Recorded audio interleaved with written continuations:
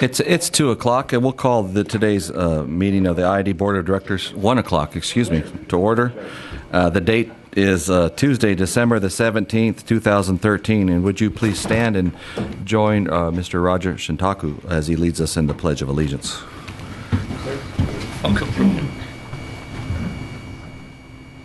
I pledge allegiance to the flag of the United States of America and to the republic for which it stands, one nation, under God, indivisible, with liberty and justice for all. Why don't you announce him? General Manager. Thank you, Roger. And I'd just like to introduce everyone to Roger. He's the General Manager of the Salton Sea Authority. So he's the guy that puts everything together for us and collaborates with us and keeps us connected on this information that we're so urgently working on and so importantly discussing. Thank you, Roger.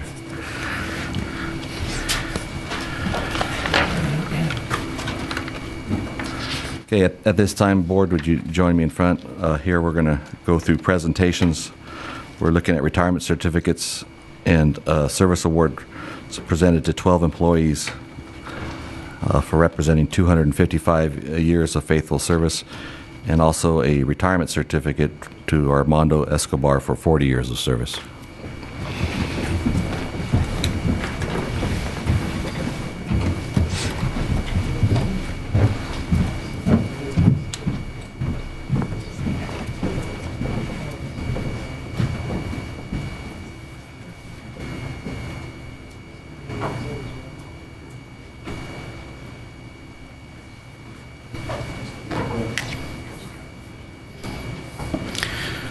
We're here this afternoon to honor Mr. Escobar at the end of a long career with the district.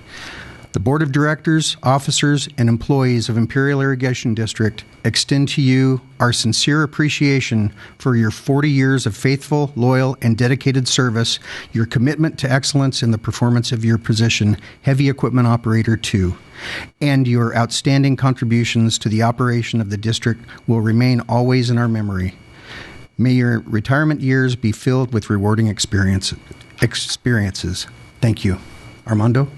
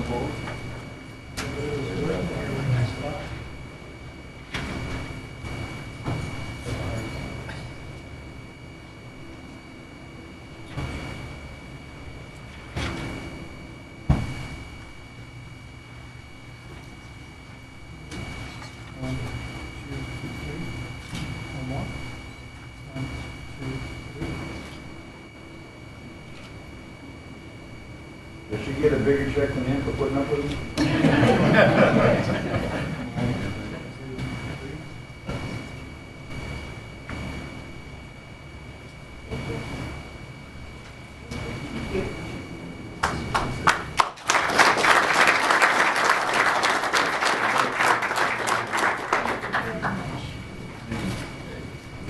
Okay, for the service awards, they all read the same except with the name and years of service. This one, and they read like this. This certificate of recognition and service pin replica of the district emblem are presented to. This one's presented to Clemente Solorzano for 10 years of loyal and faithful service to the Imperial Irrigation District.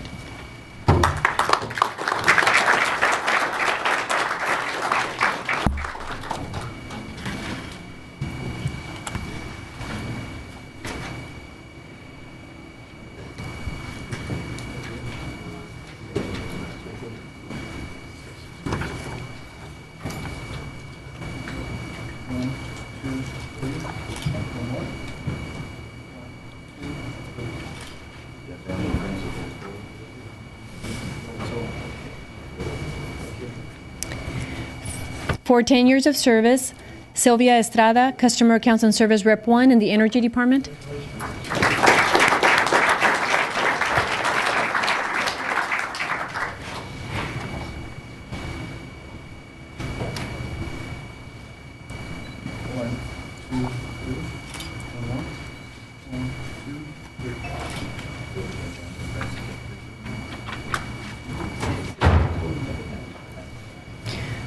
For 10 years of service, Jennifer Ann Halsey, Accounting Technician Senior in the Energy Department.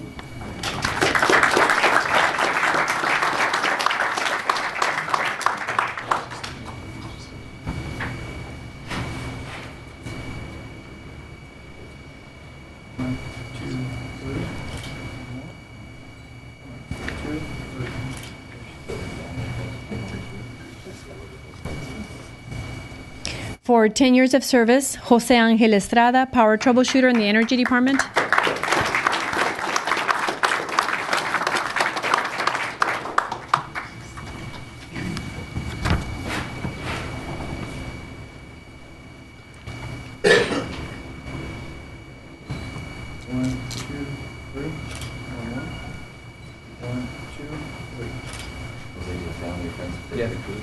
Family, friends, coming up for a photograph.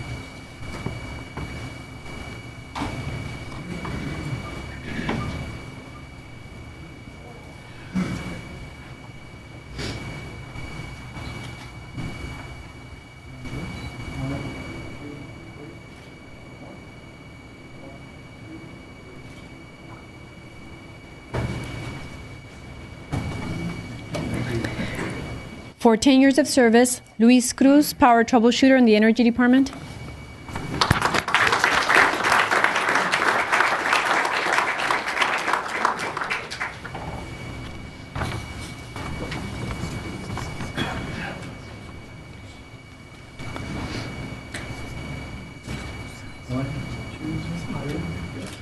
One more.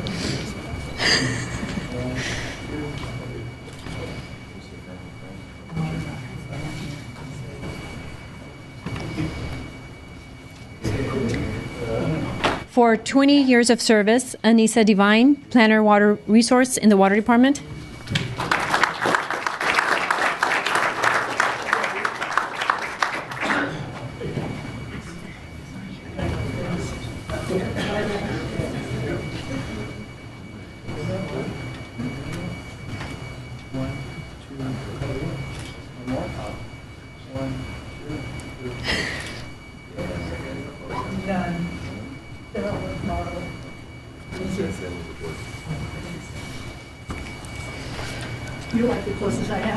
For 25 years of service, Sandra Loya, Work Order Control Coordinator in the Energy Department.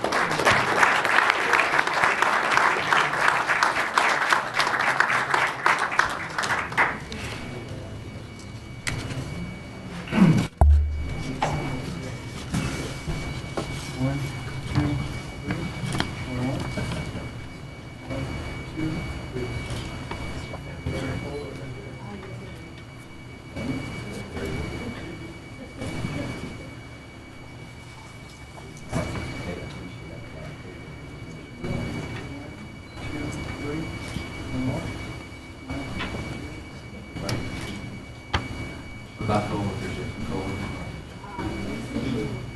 Hey, coworker, you want to come up for a photograph?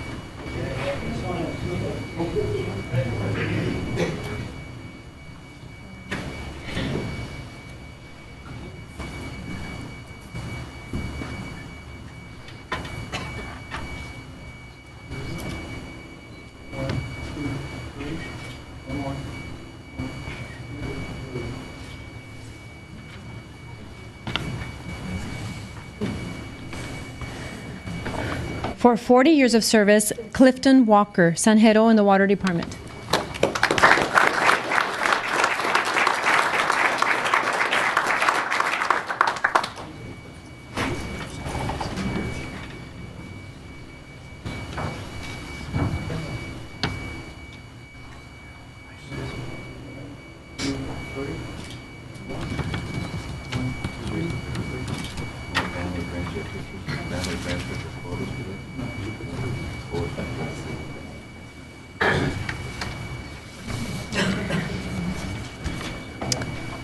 And Mr. Armando Escobar didn't just get his retirement certificate, but also a service award for 40 years of service. Armando Escobar, Heavy Equipment Operator 2 in the Water Department.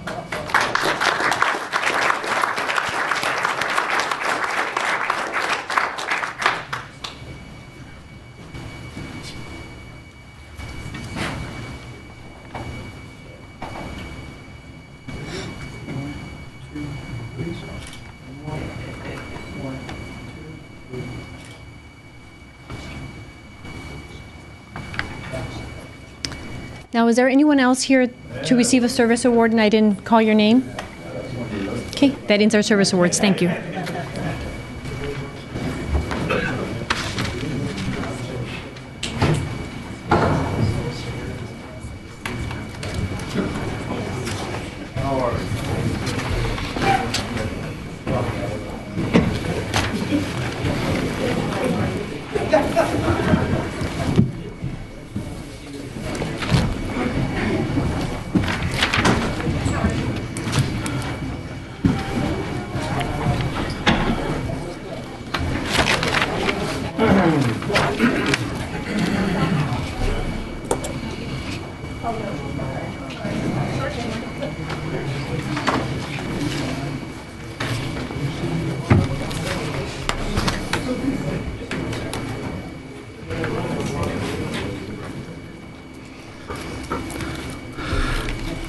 Mr. Kelly, Mr. Simmons, do we have any actions taken and closed to be reported out?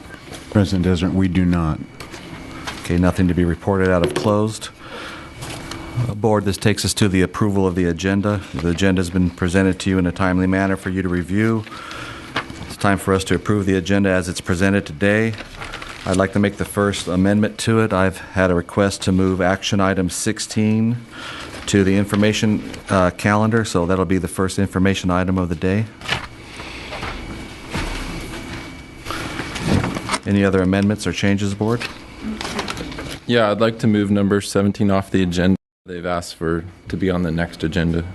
So we're going to be pulling item 17 until the next agenda meeting, next board meeting. I'd also like to pull item 24. It's my understanding the presenter of this today is ill. I'd like to bring it back to the next board meeting. Okay, we're going to be pulling information item 24. So that's moving in action item 16 to information will be the first information item, and pulling action item 17 and pulling information item 24. Any other changes or amendments? I move on the agenda with the changes as asked for. We have a motion from Director Galindo to approve the agenda with the amendments as stated. I'll second. And a second from Director Kuhn. Call for the vote. Okay, the agenda is passed 5-0 with the two items pulled and the one item moved to the information calendar. Next up is public comments. At this time, if you have a comment, please come to the podium, state your name, and share with us your comments. Please remember we are trying to adhere to a 3-minute minimum, or maximum, excuse me, for a comment period. Are there any public comments at this time? Oh, whoa, no, wait. Merry Christmas. Oh, this is get out of jail free. Not seeing any comments. We'll turn this over to board member comments. Start today with Director Benson. Just want to say almost Merry Christmas to everyone. It's been a busy December for the board and for the public, I'm sure. Just wanted to bring your attention. I attended, along with several other directors, CRUA, the Colorado River Water Users Association Conference in D.C. last week. It was a very good reception to IID, mainly because of our engagement with Metropolitan and working on the 319 water. We were actually called out in a speech by the new Secretary of the Interior, Sally Jewell, as IID working to better relations not only with Mexico but California and throughout the river community. So that was a good speech. Also, Pat Mulroy from Southern Nevada did announce her retirement, but didn't set a date. So there was a large yay from the audience, but no, I'm just kidding. She thanked several people. Iid was not on that list, but that was to be expected because she's had an interesting relationship with us. Yesterday, I attended the California Farm Water Coalition meeting up in Sacramento, and that's made up of irrigation districts and private representatives from the farm communities and irrigation districts throughout California. And there's a sense of urgency in the state in the sense of the Bay Delta Conservation Project is moving forward, but at a snail's pace, and it's been talked about a bond measure, not a bond measure, but even with that being the case, there's a 20-year outlook on that project even being built. And people are getting cut off of water now in California. And the question is, will there be farmers left in the Central Valley in 20 years when that project comes? Because you're getting farms cut to zero throughout the Central Valley, and groundwater is rapidly depleting in the Central Valley. So you have a 3 million acre basin that can't be farmed. Much of it can't be farmed. There are districts with lots of water, predominantly near the Sierras, but the groundwater that has been historically pumped throughout the region is depleting rapidly. Many dairies are looking at closing down, which could affect our economy because we ship a lot of dairy hay up to that area. They were also talking about the emphasis of California farms and how to get the message out. So California Farm Water Coalition has done radio spots throughout the LA region, also in the San Francisco region, talking about the connection of farms and food and how important that is for local people to understand where the water goes on a farm ends up on their plate. And I'd like to share one of those ads at another time, but it's a really good ad. It was a mom talking about her kids' nutritional value of local food and the importance of eating healthy, and the fact that that was created through California water on a California farm. So I thought that was a really good message that we need to engage our community locally, just the importance of agriculture in our community, but then throughout the state as well. Also, I wanted to thank Finance because I saw on the list of checks, they started breaking more things out, so it didn't go unnoticed. Legal, lobbying, several others were breaking out. Refunds is a whole separate category, so you can see that we did $150,000 in refunds last month, and I think $482,000 in rebate checks. So that was rebates to the public through our public benefits program. So we're getting the money out there as fast as we can. So I just want to thank you for breaking that out, Greg. Director Galindo. Thank you. I would like to start my comments by, I'm glad to see that Mr. Tirado is in the audience because I'd like to respond to a comment that he made during the last meeting. And this is in reference to the possibility of changing the elections from countywide to district-wide. I would just like to clarify that IVC's, the reference that you made, Mr. Tirado, to IVC's move, contrary to what you said, it was not. It was quiet, but it was not necessarily effective. And the reason is, IVC. It was brought to IVC's attention that there were two districts. There are two districts. IVC has 7 districts. There are 2 districts that had very little representation on campus, and yet they had 2 full votes. So CTA moved to change the composition of the board from 7 to 5 districts in order to give the population that is being served more representation.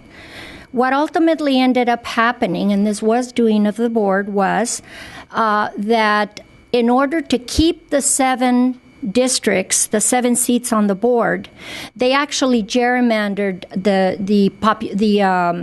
geographical composition of the county to where Calexico, and I'm not sure if you're aware of this, Calexico is actually represented by Winter Haven, and Winter Haven does not service any students at all from Imperial County. So again, that is, I think, a flaw. And then the other district up in the north end wanted to remain on the board for obvious reasons. And in order to claim the constituency, the only thing that it could resort to was by claiming the two populations of the prisons, which of course are non-voting. This is a perfect example of something that has good intentions, but it's done for the wrong reasons. And I would just like to ask all of the constituents of Imperial County to think before any move is done in haste. Because just like there are a lot of advantages, there are also drawbacks. And I think the primary reason is because there are three special interests in mind. One is a personal interest in mind. Two is a political district in mind. Three is, quote unquote, the people.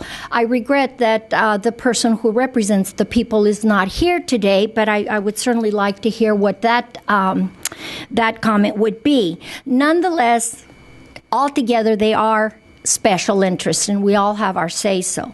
What I would also like to say is that the calls that I have received from constituents has been, I live in Holtville, but I want to have a say-so as to who represents me in Brawley because those decisions also impact me.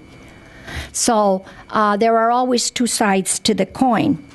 And I think that the food for thought here is that, again, the intention was good, but ultimately the reality resulted in a much unpopular process of gerrymandering in order to benefit a very few and not serve the great majority. This is the beauty of the democratic process, though. It is that everyone gets engaged, everyone is involved, but sometimes we get into a cluster muck and we don't go anywhere. So, food for thought. Secondly, I would like to thank everyone who has been supportive and critical of this board and myself in particular. This is just the end of my first year in the 2-year tenure as Division 5 director. And I am very proud to say that the commitments that I personally spoke about have been fulfilled completely or certainly in part. And I value your confidence and your criticism more than you will ever know. What I have learned is that those that were very much pro issues are now against the issues, and those that were against issues are now pro issues. And that just goes to show often again how humans work and how you can't please all the people all the time, because I've come to the conclusion that no matter what we do, we're just not going to be able to please everyone. But do keep in mind that whatever it is we're doing it in good faith and with the interest of serving everyone in Imperial County. I would like to conclude by saying that I thank you again, that I hope you have a very safe and healthy holiday, and that I am your representative for Division 5, but that I serve the entire Imperial County unconditionally. Thank you. Thank you, Director Galindo. Director Kuhn?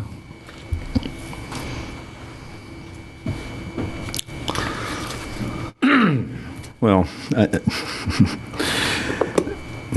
I won't go into detail because it's still somewhat confidential, but I did want the people to know that we had an audit by WEC, and our people did exceptionally well, and I'm proud of them. Thank you. Thank you, Director Kuhn. Director Hanks. Tuesday, the energy manager, Carl Sills, and I made a trip up to Ventura. We met with one of the Cal ISO board members, and we discussed some of the transmission build-out issues, the Salton Sea Initiative, and future generation in the state of California. And on Friday, I attended the WEC exit audit with Director Kuhn. The findings are considered confidential until released by the organization.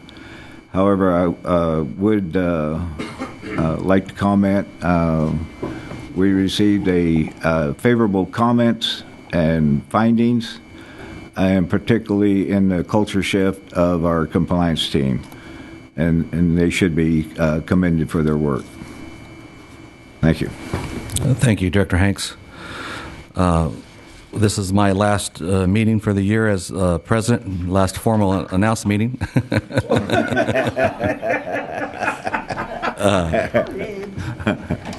I'd like to thank the board and the staff for the working together as we have in accomplishing what we have and making the changes that we have made. They're quite evident. I won't go in and list them by word at this time, but if anybody in the audience or in the public would like to discuss with me, or from the press would like to discuss those issues at a later date, I'm more than available. I'd also like to comment on our recent trip to the Colorado River Convention meeting in Las Vegas that was attended last week by Directors Benson, Galindo, and myself and IID staff. We did have a favorable reception for many of the activities that are taking place at the IID, not only the 319 recent decision. The last 2 years of allocation that we have been able to accomplish are looked upon as smart leadership and appreciated in times of water shortage in the West.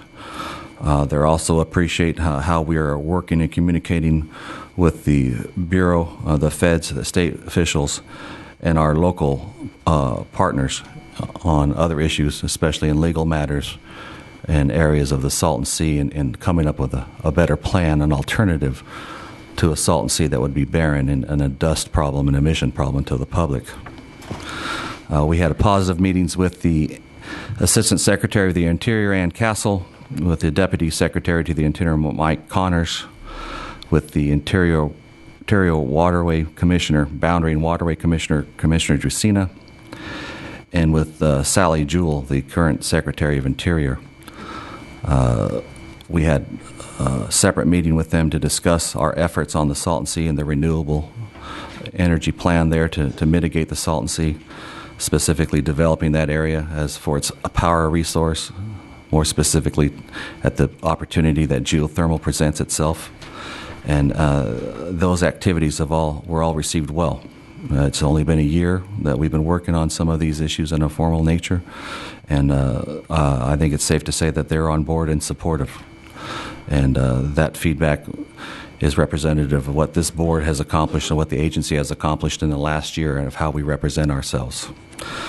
On another note, Director Galindo and I participated in the Calexico Christmas Parade on Saturday. Fun event, interesting, engaging in Calexico. Director Galindo was much more recognized and called out than I was. But we did engage the crowd. There's a lot of children there and a lot of families involved. And towards the end of the parade, I did get a shout out. I got a shout out, Matt, and I looked over there, and wouldn't you know, there's past IID Director Stella Mendoza giving me the appropriate message and signal. That's right. Giving me the finger. In front of God, in front of those children and all those families. Perhaps even in front of the Dalai Lama, if he was watching. She did it not only once, but 3 times. And that attitude, that type of communication, I can tell you, is not missed at this board and how we interact and work with each other. And once again, I'd like to thank this board for the respect and the communication we have amongst ourselves dealing with these serious issues. And that professionalism has been sent out in a large way, in a smart way, to the energy and water agencies and people that interact with the IID. So thank you for that, board. Have you an aversion to sign language? No, Danny Santion was about 20 feet down, and he let me know that was the new official Christmas wave.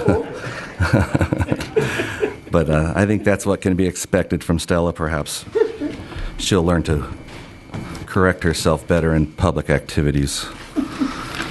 We'll move on now to... what's that? General Manager's comments. No, sir. Mr. Simmons, you're good with comments at this time also? No comment. Hey, Kevin, I was wondering if you can comment real quick on the Mike Connors. Did you get some news today? Or? Yes, it's my understanding that Mr. Connor, who's the sitting commissioner of reclamation, was passed out of the committee in the Senate, the U.S. Senate, yesterday, removed from the procedural holding pattern he was in called cloture, and it's expected that his nomination will be acted on by the full Senate this week, and he'll become Deputy Secretary of the Interior.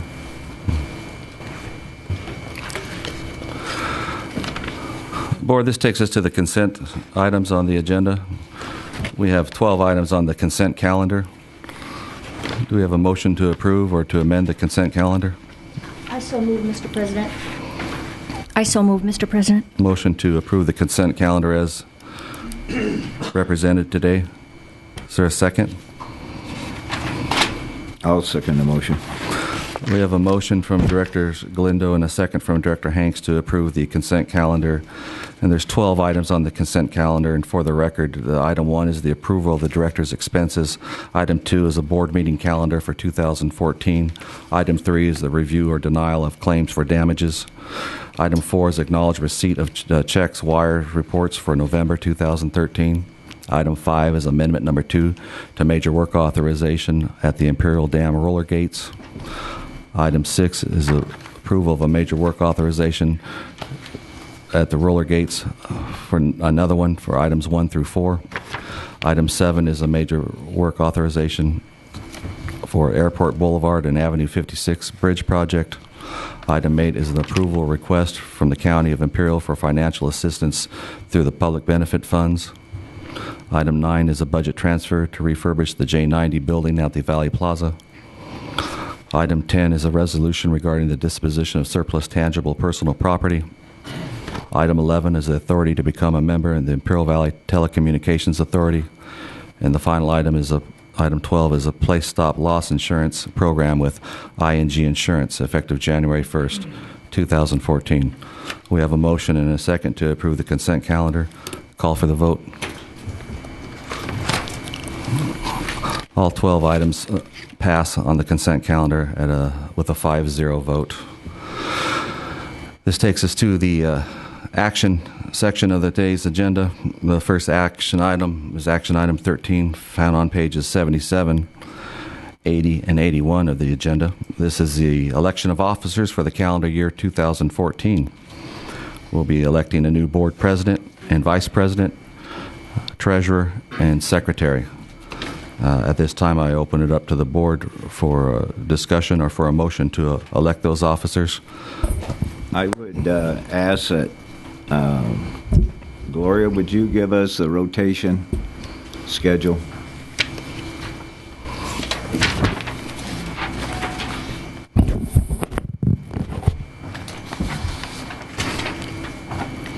Yes, after division number 3, it's followed by division number 5. And So then for Division 3 Vice would be President. Director Hanks, and Division 5 would be Director Galindo. Currently, Director Hanks is serving as Vice President. I'd like to handle this item as President and Vice President on separate items, separate action items. So I'd like to make the motion to nominate Director Hanks for the board presidency of the IID for the year 2014. I'll second that. And I have a second from Director Benson. Any other discussion or comments? Call for the vote. Director Hanks is nominated and elected to the board presidency for 2014 with a unanimous vote of 5-0. Next up is the vice president seat, and the normal division rotation would be for you, Director Galindo. Are you at this time considering this vice presidency? I would love to. However, I am just concluding my first year of my 2-year tenure. And in order to better represent and serve the community and lead the board, I would like to rearrange the rotations so that I can fall back 1 year, hoping to increase my experience and my knowledge of all board protocols. And having said so much, I would like to nominate Steve Benson to take that part of the rotation, or Division 2. We have a motion from Director Glendo for Steve Benson to be elected to the office of Vice President of the ID Board for 2014. I'll second. We have a second from Director Kuhn. Any other discussion? Call for the vote. Director Steve Benson is elected to the office of Vice President for the year 2014 at the ID Board with a unanimous vote of 5-0. Now we're going to handle the office of Treasurer. Mr. Kelly, do you have any input on this Treasurer's position? Yes, the staff recommendation is to nominate the incumbent Maria Caldera. Maria Caldera. So do we have a motion from the board to elect the incumbent Maria Caldera?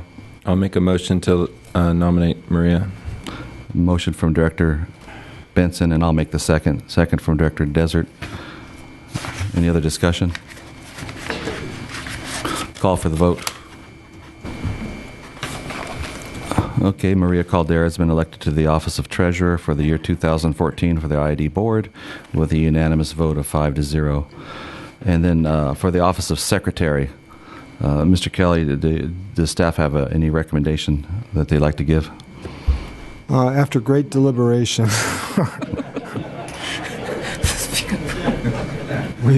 we heartily endorse the incumbent, Gloria Rivera. Do we have a write-in?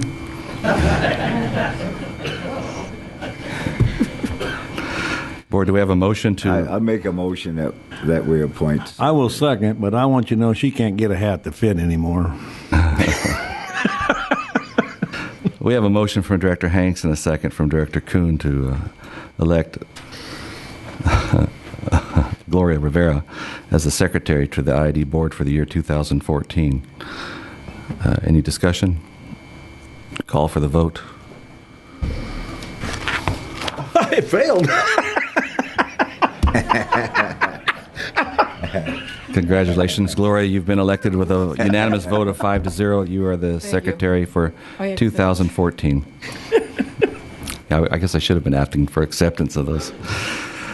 Okay, we'll move on now to action item 14. Is acknowledge the receipts of the 2012 purchase card expense audit report dated December the 2nd, 2013. This is on page 82 of today's agenda. And presenting today is Betty V.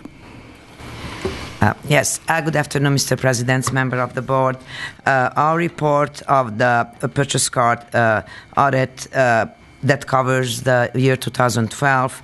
It's in front of you. I just would like to make a quick few exceptions. That they're good exceptions, actually, at this time. It's probably the first time in the last 10 years since I've been in internal audit that we give a audit report of very good. And that because, we went back and 3 times and checked randomly and selected on a basis that we usually do expenses that they were over 5,000 transactions. We audited about 20% of those, probably more, and we did not find one exception to the policy. And there are 2 policies that cover expenses for inside service territory and outside service territory, and also the P-card policy, what we call.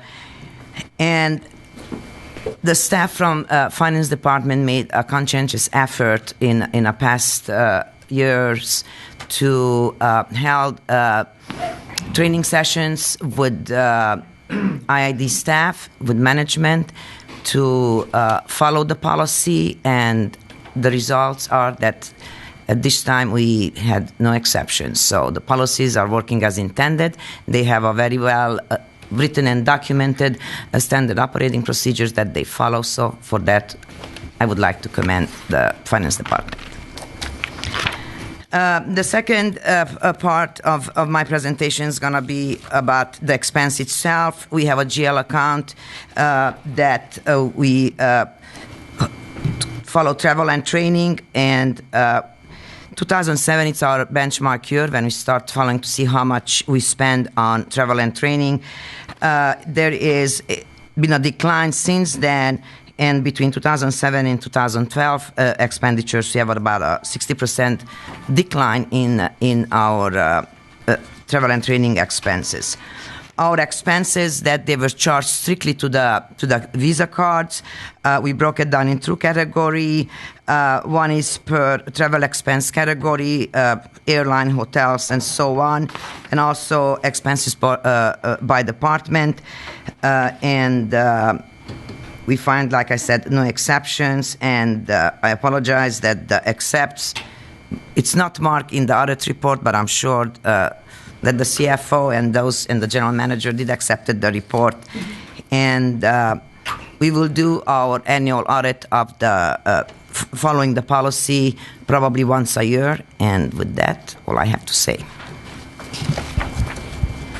If you have any questions, I'll be more than Thank you, happy. Betty. I think it is important to point out that what the decrease has been since we started this process in 2007. So that's a 60% decrease, Betty? Yes, sir. So in total, in 2007, the expenditures were $2,098,000, and in this last year, In 2012, yeah. in 2012, is $650,000, No, 833,000, President Desert. Because not all expenditures for travel and training are covered under, or people don't use just the Visa cards that we have.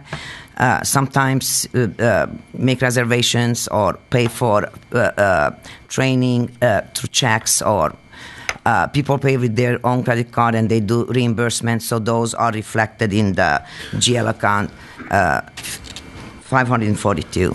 well, that does point out to a significant reduction and definitely a correction in direction of what the expenditures have been. I'll make a motion to acknowledge and accept the report as presented. We have a motion from Director Hanks, and I'll make a second on that. Any discussion or questions? Betty, I just had a couple of quick questions, but what percentage of travel and training are they using the card? Do we know? 650,000, 390,000. That Okay. is the cards. Total 75% expenditure is of that. 800. Yes. Okay. So that's the difference. And then when you audited, did you audit by department also, or just? When we Transactions. download the transactions from the Visa P card, we can select them by cost centers that gives us the department. So you So did look we at do each it, department yes. too? Yes. Okay, because I just noticed 2 or 3 departments are the bulk of the money, so Yes. thanks. I would like to add something, President Desert. This has been a contentious issue for many, many years, and I know that there are some constituents in the Holdfield and Calexico area that have expressed their concerns, sometimes in a rather cynical way. Are we buying burritos for so-and-so with a card, or are you going on a conference with my money? But I think that I welcome anyone from the public to speak with you if they have any very specific questions regarding these expenditures. They are, of course, all made available as long as they're a public record. So I encourage anyone who has any questions with regards to any of these issues to please contact either your board member or Ms. Bovero. But I think that this is one of the issues that it has taken some time to tackle, but it's done extremely effectively, and kudos to you, and kudos for those on the staff and the board that are being ethical enough to abide by these rules. Thank you very much, and yes, we welcome any questions from anybody. We have a motion from Director Hanks and a second from Director Desert to accept the audit report of the P cards for 2012 as presented. Any other discussion? Call for the vote. Item passes 5-0. Thank you, Mr. President. Next up is action item 15. We will acknowledge the receipt of the Imperial Water Stores inventory audit dated December the 2nd, 2013, found on page 86 of today's agenda, and presenting today is Mr. Craig Gottlieb. Good afternoon. On October 17, 2013, we took our annual inventory of the water department's supplies and materials. that are stored in the Imperial warehouse. And again, these supplies and materials are the property of the Water Department, but they're in the custody of the General Services Department. These supplies and materials include 1,257 different items. In our previous report, dated November 29th, 2012, we made 3 different recommendations, and we will leave those 3 recommendations in place. At this time, there's been some progress made, progress demonstrated to us, but we think a lot more could be done. The results of this inventory, again, are good, as they were in the previous year. Less than 1% variance, so let's say 99% accuracy for the Water Department's inventory in the custody of the General Services Department. So that, again, represents a sustained effort throughout the year to account for these items in the main stores. The total stock on hand on that day, after a few adjustments, $856,163. One issue that we wish to bring to your attention, and we've discussed this with responsible personnel, is the issue of slow-moving stock. On December 2nd, 2013, there was 932 material items valued at $292,000, all property of the Water Department, that have not moved in 365 days or more.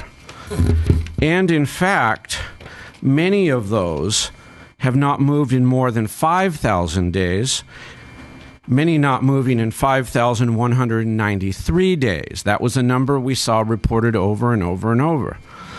5,193 days puts us approximately at November 15th, 1999, the day of SAP Go Live. So we suppose there was probably no movements even before that. It was slow-moving stock on the shelves in AS400 time that was recorded in SAP and just left there to collect dust. Many of these items are not in the Imperial warehouse. They are at various satellite stores throughout the Water Department's operating area. And there's about 7 or 8 of those. Places like Western Division, North End Division, Holtville Division, and others. Some of them are even in Imperial. So we're going to make these observations. Identify which material items the Water Department realistically needs to continue to maintain as part of its inventory. And secondly, dispose of all material items identified as slow-moving parts before the October 2014 Water Department inventory audit. So that's a year away. We think that this should be an expedited effort. We are prepared to work with the responsible personnel in the stores to go out to these various satellite store locations. And we would like some collaboration from the Water Department to address this issue. And then we will proceed to the satellite stores that the Energy Department has here and there around the service area. So we'll make this last a 4th recommendation. The first 3 we are carrying forward from last year with some progress being shown. 4, dispose of all material items identified as slow-moving parts before the October 2014 Water Department inventory audit. Are there any questions there? No question. No, I'll make a motion to approve the report. I second that motion. We have a motion from Director Benson and a second from Director Galindo to approve the report as presented by Mr. Craig Gottlieb. Any other discussion? Questions? Call for the vote. Report's accepted at a 5-0 vote. So Thank you. thank you, Greg.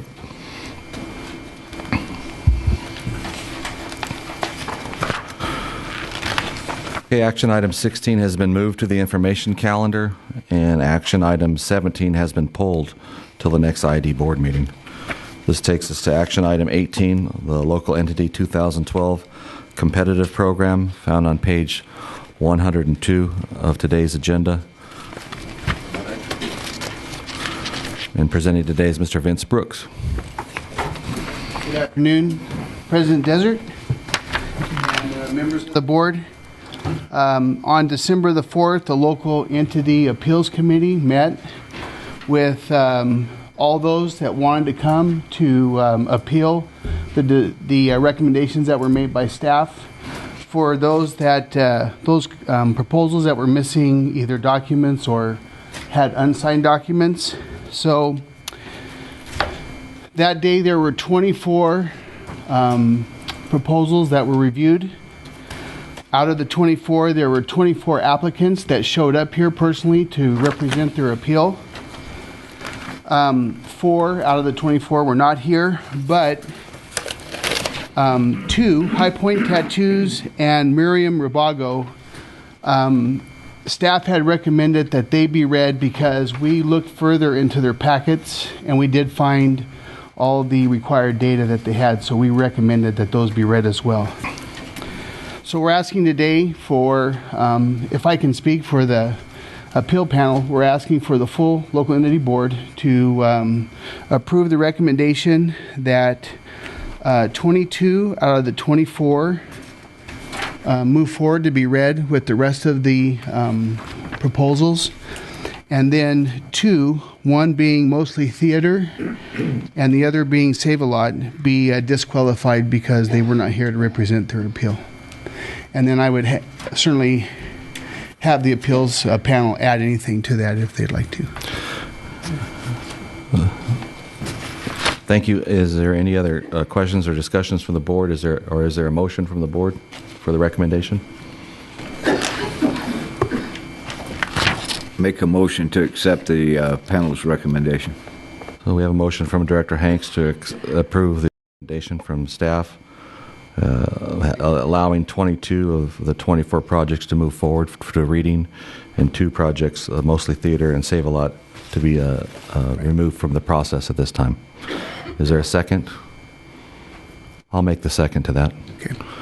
Motion from Director Hanks and a second from Director Desert. Any other questions or discussion? How many altogether does that make now that's moving forward?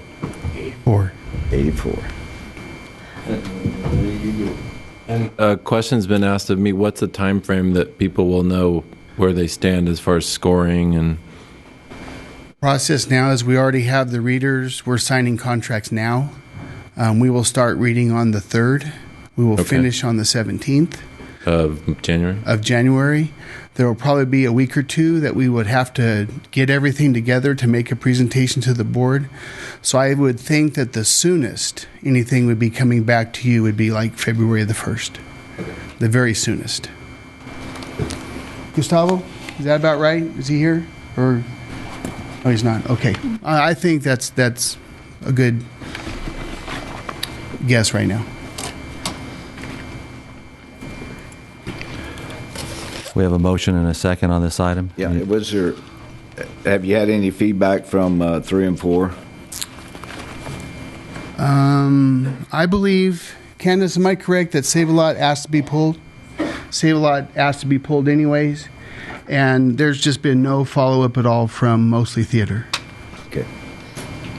Mr. Chairman, I'd like to just add to Vince's comments that the reason the committee suggested to not move forward with these 2 proposals is because the representatives were not there to answer questions that correct. Had they been answered, perhaps the decision would have been differently. But there were some questions that Mr. Reza or you were not able to answer, and we could conscientiously not make a decision to move forward without those questions answered. Thank you. I'd just like to make a comment that thanks to the appeal panel and for everyone that reapplied or fixed their applications, because there was a lot of upset, if you will, of people that had applied, thought they did it right, but missed a signature or something. So we did give them the second chance to come back in, and I think that's great for competition, making sure we get the best products out of this. So, thanks. Okay, motion from Hanks and second from Desert. Call for the vote. Item passes 5-0. That's 22 items moving forward into the process, and two items being removed from the local entity process. Next up is action item 19, is to adopt a resolution for the 2014 capital expenditures reimbursement, found on page 104 of today's agenda, and presenting is Greg Broking. Yes, before the board is a reimbursement resolution for action. This resolution is written in such a way to comply with U.S. Treasury obligations. It will allow the district in 2014 to reimburse itself for capital expenditures and vehicle purchases after those purchases or expenditures have been made. It doesn't require or compel the district to borrow money. It just gives them the option to reimburse themselves at a later date. And any future borrowings would be brought before the board for their approval or action. So, Greg, I had a question why this is coming to us now before a new budget's proposed, but then secondly, before any new bond measure. Well, I'll answer the second part first. You do it before the bond measure, which allows you to go back in time and reimburse yourself for expenditures that have already been made. Okay. And as far as your first question, I think it could be brought now or it could be brought in conjunction with the budget, but nothing's going to happen with this until the budget is passed. Okay.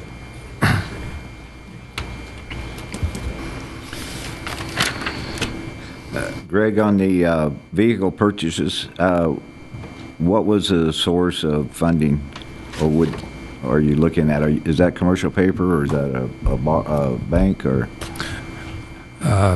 We plan on purchasing most, if not all, the vehicles out of rates. This just gives us the option if something comes up later on to do it by lease. And the energy projects and the water projects, are those GO bonds you're looking at? If we issued commercial paper first, they would become revenue bonds. Okay.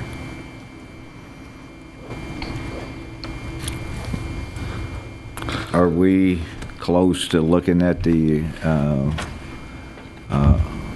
the IF bond, the infrastructure bond guaranteed?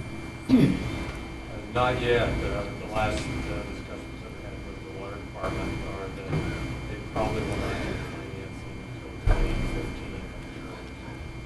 2015. Okay, thank you. Any other questions for Mr. Broking, board? We have a motion? I'll make a motion. I'll second. We have a motion from Director Hanks and a second from Director Kuhn to take the staff's recommendation to adopt the attached resolution to declaring the district's intent to issue taxable or tax-exempt obligations for capital improvements and vehicle purchases, and to allow for the reimbursement of expenditures made prior to the issuance of such obligations. Any other discussion? Call for the vote. Item passes 5-0. Next up is action item 20. Acknowledge the financial update for the October 31st, 2013, found on page 107 of today's agenda, and presenting is also today Mr. Greg Broking.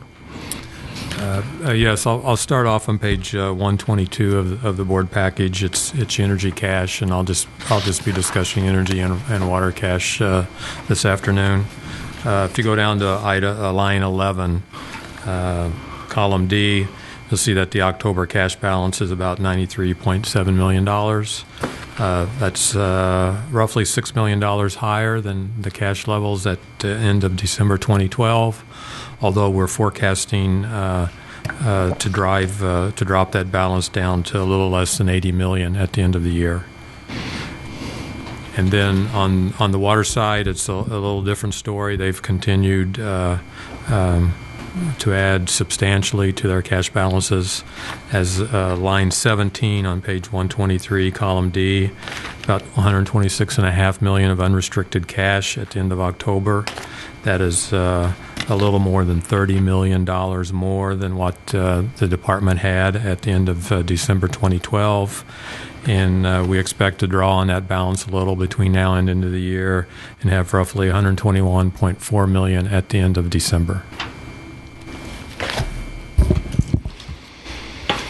Greg, I got a couple questions. One was back on page 122, the cash balance December 2013, column E. It shows a negative working capital cash. So all these other funds essentially are being used to run the energy department? Is that what I'm looking at? Yes. Okay. Any unrestricted account would be used to pay for board authorized expenses. So the money's not actually there. We might show it in that fund, but it's a negative amount. You'd have to deduct. Yes, you would have to reduce the other positive balances by that $23 million or $22 million. That cleaned up at the end of the year, or how does it work? We just carry a negative working capital forward. Well, this is really for internal reporting purposes on our financials. It'll just be one line item of unrestricted cash. Okay. And then I saw the cash balance October 2013 down on column 9 or line 19, debt service installments. We have a huge installment payment. Is that right? In restricted funds, and then it goes away. So we're paying off some bonds, or what are we doing? Yes, we had we pay principal once a year, and that's in November. Okay. So we're required to have the money to the trustee, I think, 5 days before the principal payment is due, which is early November, which it may be November 1 or sometime in the first week of November. All right. And then up on line 10, balancing authority reserve fund. What is that money used for? It didn't exist in 2011. Was it set aside money, or? Yes, it was board directed money to set aside to pay for transmission projects. Okay. I'm going to turn my direction to Jesse over here, because water has a lot more accounts, and I'm trying to understand what they all do. If they're all these MWD project funds, indirect fund, pipeline fund, replacement reserve fund, is there a program within the water department that we can get a presentation on where this money is going to go in the future? Or? Well, let me, on item 14 and 15, back when the first agreement with Metropolitan was made, they deposited $25 million into it. They call it indirect fund. And from that fund, half of that, $12.5 million, were to be used. The interest from that was to be used to pipeline canals around cities. And so you can see what it's done over time. The other half was just to be held in, and it was up to the board to decide how that fund was going to be used. So that's a kind of a fund that's just held there for those two purposes. And then the item number 15 is money that's a fund that's there to provide funding for replacement of the MWD facilities that they've paid for over time. Okay. And then the item number 12, MWD project funds. That one I don't recall what it's for, but they're all related to that MWD program.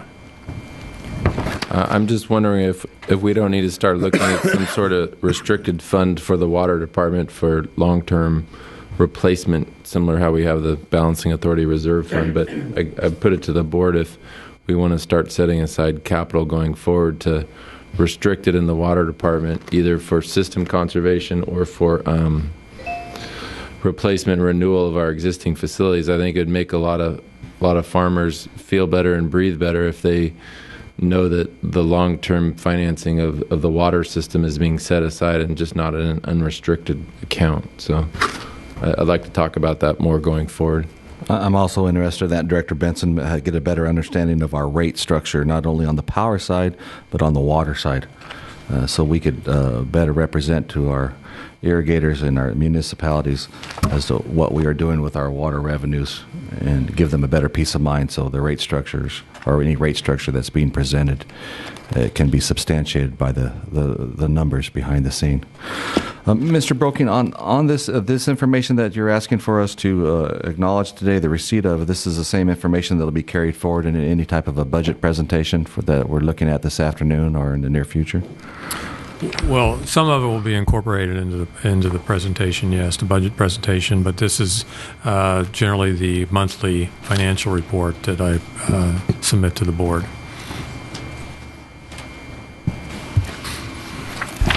On our investments, do we have any investments that you're concerned about? I do not. Most of the money we have invested are in Treasury notes or bills or federal agencies. I think we have something like 5% of our portfolio in corporate bonds.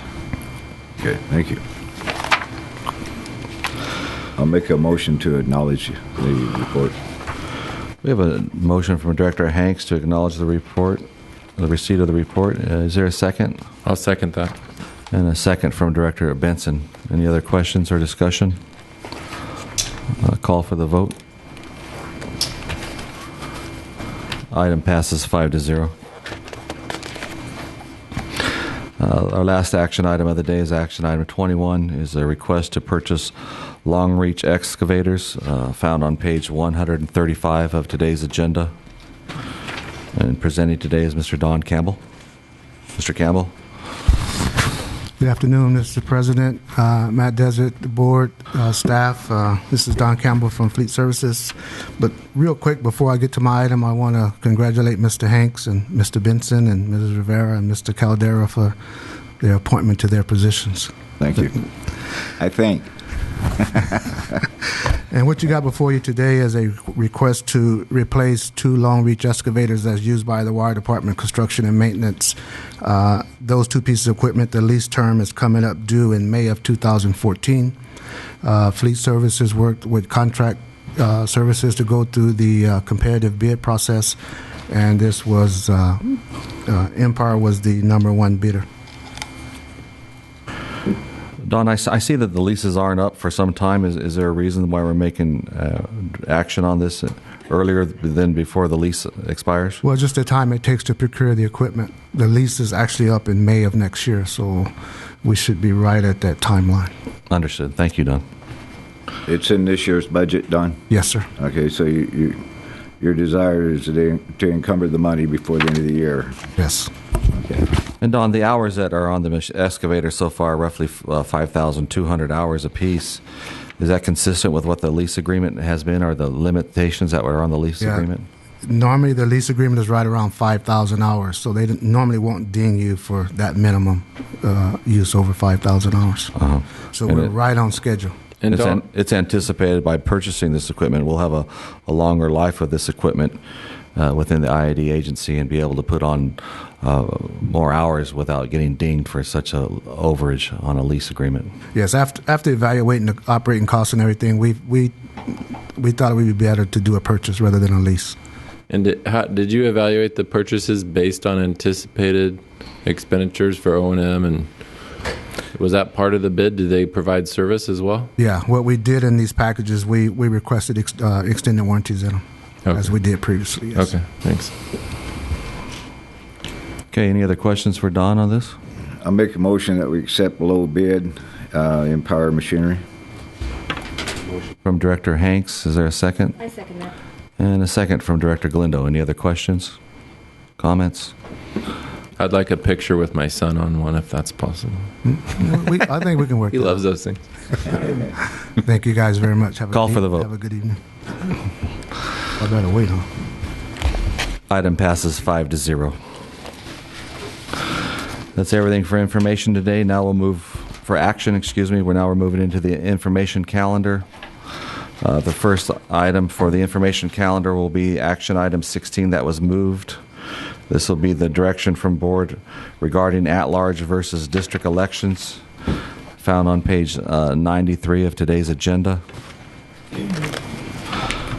And the presenter is Ross G. Simmons. Thank you, President Desert. At the last meeting, Attorney Craig Steele was here and briefed the board on these issues, and those materials I've reproduced a summary of that presentation in the agenda itself. We've come before the board today to invite the board to consider a resolution which would do two things, really. It would resolve the fact that we should put this issue on the ballot at some point, and then of the 3 available dates next year, it would be our proposal that it would be scheduled for the November 4th, 2014 elections at the conclusion of the director elections next year. So, Ross, if there was any interest towards a special election, what kind of a deadline would that be? Is that March 7th deadline? There's 3 dates that would be available for this particular election. One would be April 8th, one would be June 3rd, and one would be November 4th, those by statute.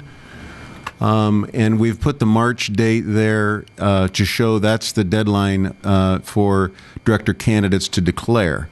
So those people would be declaring for office on March 7th. If we were to schedule it the first available date, that would be April 8th. The entire dynamic of the election would change halfway through the cycle. The candidates having declared before March 7th and then being facing their first election on June 3rd. Obviously there's some fairness issues associated with that. The largest risk that I would see, though, well, there's 2. The largest risk to the IID, I think, from an exposure standpoint, is that if we change the rules to an election after people have declared, or I guess more importantly, not declared, because they saw the election for what it was, we would face the potential of voting right challenges, that we somehow deprive somebody of voting, or actually had induced somebody to vote based upon rules that were eventually going to change. The second one is simply that if we were to have an election on April 8th on this particular issue, at large versus division, and let's say that the outcome of that election were to be that we would vote by division. I've heard from the Register of Voters that it would be absolutely, literally impossible to put that on the ballot or to change the ballot for June 3rd, for the June 3rd election. She says that the actual physical ballot is to the printer before April. So trying to change, just from a practical standpoint, trying to change the ballot in that short of a period of time before June 3rd would be troublesome. The second issue really is trying to validate the new divisions. If we were instructed by the voters on April 8th to change the divisions, that process alone could take a year. The current divisions are established residency. They are not designed to reflect voter and voter demographics and characteristics, and that just setting up the divisions alone is probably going to take in excess of a year. So trying to squeeze that into less than a month between April or less than 2 months between April and June would be literally impossible. And to be honest, the reason why we're suggesting that the election be November 4th, I don't believe that we could establish those districts as a practical matter before November 4th in the runoff elections. But also, I mean, to the extent there's a runoff election, it would make sense that the premise of the runoff election would be based on the same premise of the actual primary election as well. So the April 8th election raises a number of concerns, and it's for that reason that our proposal is going to be that, well, like I said, there is really 2 proposals. One, that this be submitted to the voters, and the second would be that the actual vote be conducted on November 4th. Mr. Chairman? Regardless, the public has a right to vote. The change is made by the public. That's correct. So the board has no option just to change it and move forward. The board does not have that option. It's statutory. There is a movement, and it's across the state for this movement by virtue of the California Voting Rights Act to change from an at-large jurisdiction to a divisional jurisdiction. If we were to get, hypothetically, that demand letter tomorrow, with an attorney writing a letter just as they did in our neighboring jurisdiction saying you must change, Well, that's not something that we could do tomorrow. I would be coming to you with the same proposal. So, it makes sense that if this proposal is something that's acceptable to the board, this would be something that before or after that kind of a letter would be the same result. Well, it's no secret they've already made contact with people down here to sue. And they were trying to get their horses in the barn or in the corral, and I talked to one of the people they contact. So they've already got us in their sights. And I mean, as one, I say we put it out there for the November election. Let the people go where they want to go, and then if they want to sue us, hey, we've done what the people have asked. And then if the courts change it, then the courts change it. But at least the people had their say. Mr. Chairman, I agree with you, and as a matter of fact, I believe that one of the parties that actually spoke publicly and stated not wanting to litigate is probably the first party that would litigate. We just happen to know how we operate down here. And again, I regret that the representatives of the people are not here, because if we were to go to the April election, it's a low turnout election, so I do not believe that the entire valley would have a say-so, whereas the November election is a higher turnout. That would probably be the more prudent thing to do. However, I think we're bypassing one thing. And maybe because ambulance chasers don't scare me, and no offense intended. None taken. But I think that, well, I meant it for attorneys, but you're a special attorney. I think that we have forgotten to study and look at our demographics and how, at least in this humble person's opinion, we are quite compliant with issues of ethnicity and demographics, and we have the results and the elections to prove that. Now, if minority candidates run and don't get elected, I'm not sure that that's an issue to go into litigation. It's when minority candidates are not allowed the opportunity to run and therefore be elected. So I am not terribly scared. And Mr. Gauna is here. I'd like to hear from him, because he sat on the redistricting committee for IVC when we were changing Mr. Gauna from at-large to district, and I'm sure you have some stories to tell about the pros and cons. If there's anything you'd like to contribute, I would certainly like to hear that. But it is not a situation that needs to be done in haste. And if they want to sue, they can sue. Another thing, a special election, I think, would entail at least a couple of $1 million, or however that amount of money would be, whatever that amount of money would be. I would rather suggest using it for capital improvements now and worry about whatever lawsuit comes later. I mean, we are a breeding ground for lawsuits anyway. So let them come. Well, I only say what I said, Director Galinda, because they were successful in nullifying the vote of Palmdale. They actually won, and Palmdale had their elections, and they have to now go by district. That's why I said let the people speak. If that's what they want, then if they sue us, at least we have already taken it out to the people. Palmdale didn't. They held their election at large, and it was judicially overridden. It was nullified, and they have to have another election. Now that's not cheap, and they have to do it by district. But the dynamics of Palmdale, come on, it's like comparing apples and oranges. No, it isn't. Yes, it is.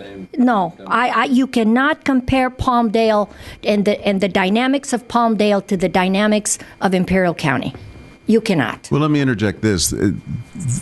If we were to receive a complaint tomorrow, with all due respect to the board, there's nothing you can do. The statute is what it is, and you would have to put it to an election.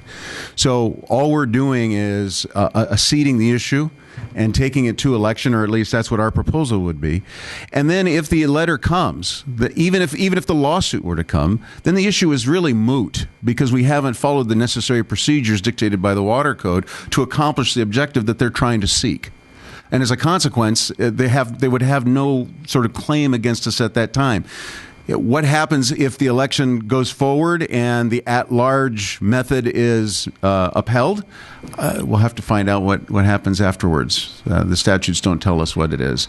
But at a minimum, it strikes me that if there's an interest, the California Voting Rights Act has put this on the agenda, and we might as well sort of facilitate a robust discussion of the issue and have it up for the election. Absolutely. One of the things that, parroting Director Galindo's comments from earlier, it's the beauty of the democratic process. We might as well hear what the people have to say. Absolutely.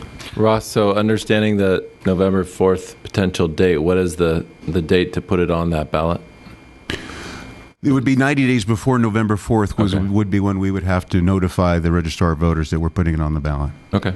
And Ross, then what would be the date if the April 8th date happened to move forward and gain interest? What would be the notification date to the registrar of voters? 90 days before? 90 days before. So that would be before the March 7th date, though, right? That's so correct. People would know signing up that it could go either way. That's correct. And again, if we were to go that direction, I would only say that we should invite the registrar of voters to speak to the issue, the logistics of trying to make that happen, and whether that's even feasible. But yeah, it would be beginning of January would be the date, the operative date. January 8th would be the date then? That'd be January 8th. And I would like to urge the parties that have been contacted to work with us. Perhaps they can be instrumental in setting up community forums and address these issues through the press and in conjunction with the board, not independently, so that we can all be clear that we're all working together in attempts to comply and to be representative of everyone. Okay, anything else for Mr. Simmons from the board? Ross, I had a quick conversation with Coachella Valley Water District board members, and they said that the threat to them was about a $3 million threat in legal fees.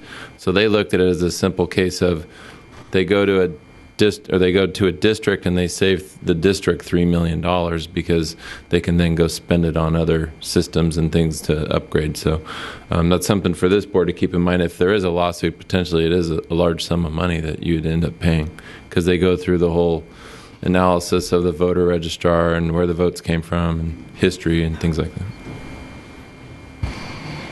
Okay, any other comments or questions from the board? Anything from the audience today? Mr. Ghana?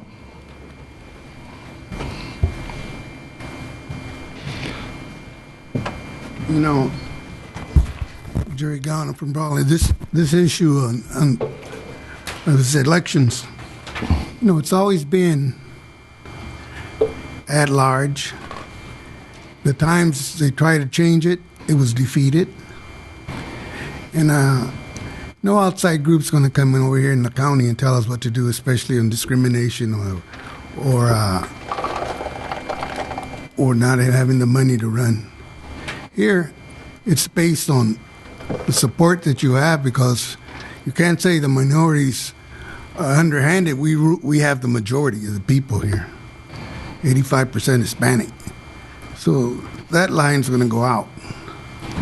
But the best thing to do, let the people have the vote. November sounds good. The people should decide, and then the hell, whatever comes through. If they want to sue, let them sue. There you go. That's exactly what I said. Let them come on. Any other comments from the public?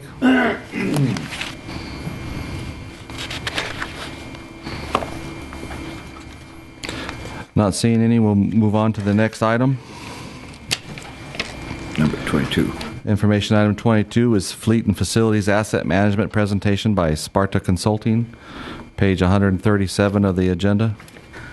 Presenting today is Donna Gray. Good afternoon, Board. I'm here to talk to you about an engagement that we had. In October, we engaged Sparta Consulting Incorporated to take a look at our data, our technical configuration, and our processes in fleet and facilities management. with the sole purpose acknowledging that we have room for improvement. Our original configuration, as far as how these two sections operate, still stand today. So looking at that, we know that we have opportunities to enhance how we manage our assets.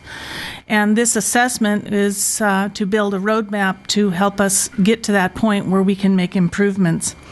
Here with us today are Asim Hassan, who's the Executive Vice President of Global Energy and Utilities, Michael Geit, who has been here before the board before, Senior Account Executive, and doing the presentation will be Patrick Humphreys, who is the Senior Consultant for Utility Practices. He was actually here on site interviewing and talking to our staff. And part of this project involves Rigo Cano, who is the General Services Asset Manager, Don Campbell, who's Fleet Superintendent, Gil Caldera, Facilities Superintendent, and Art Garduno, who has been providing the IT support as application support. He is the supervisor. So with that, I want to introduce Patrick Humphreys, who will be giving you an overview. Good afternoon.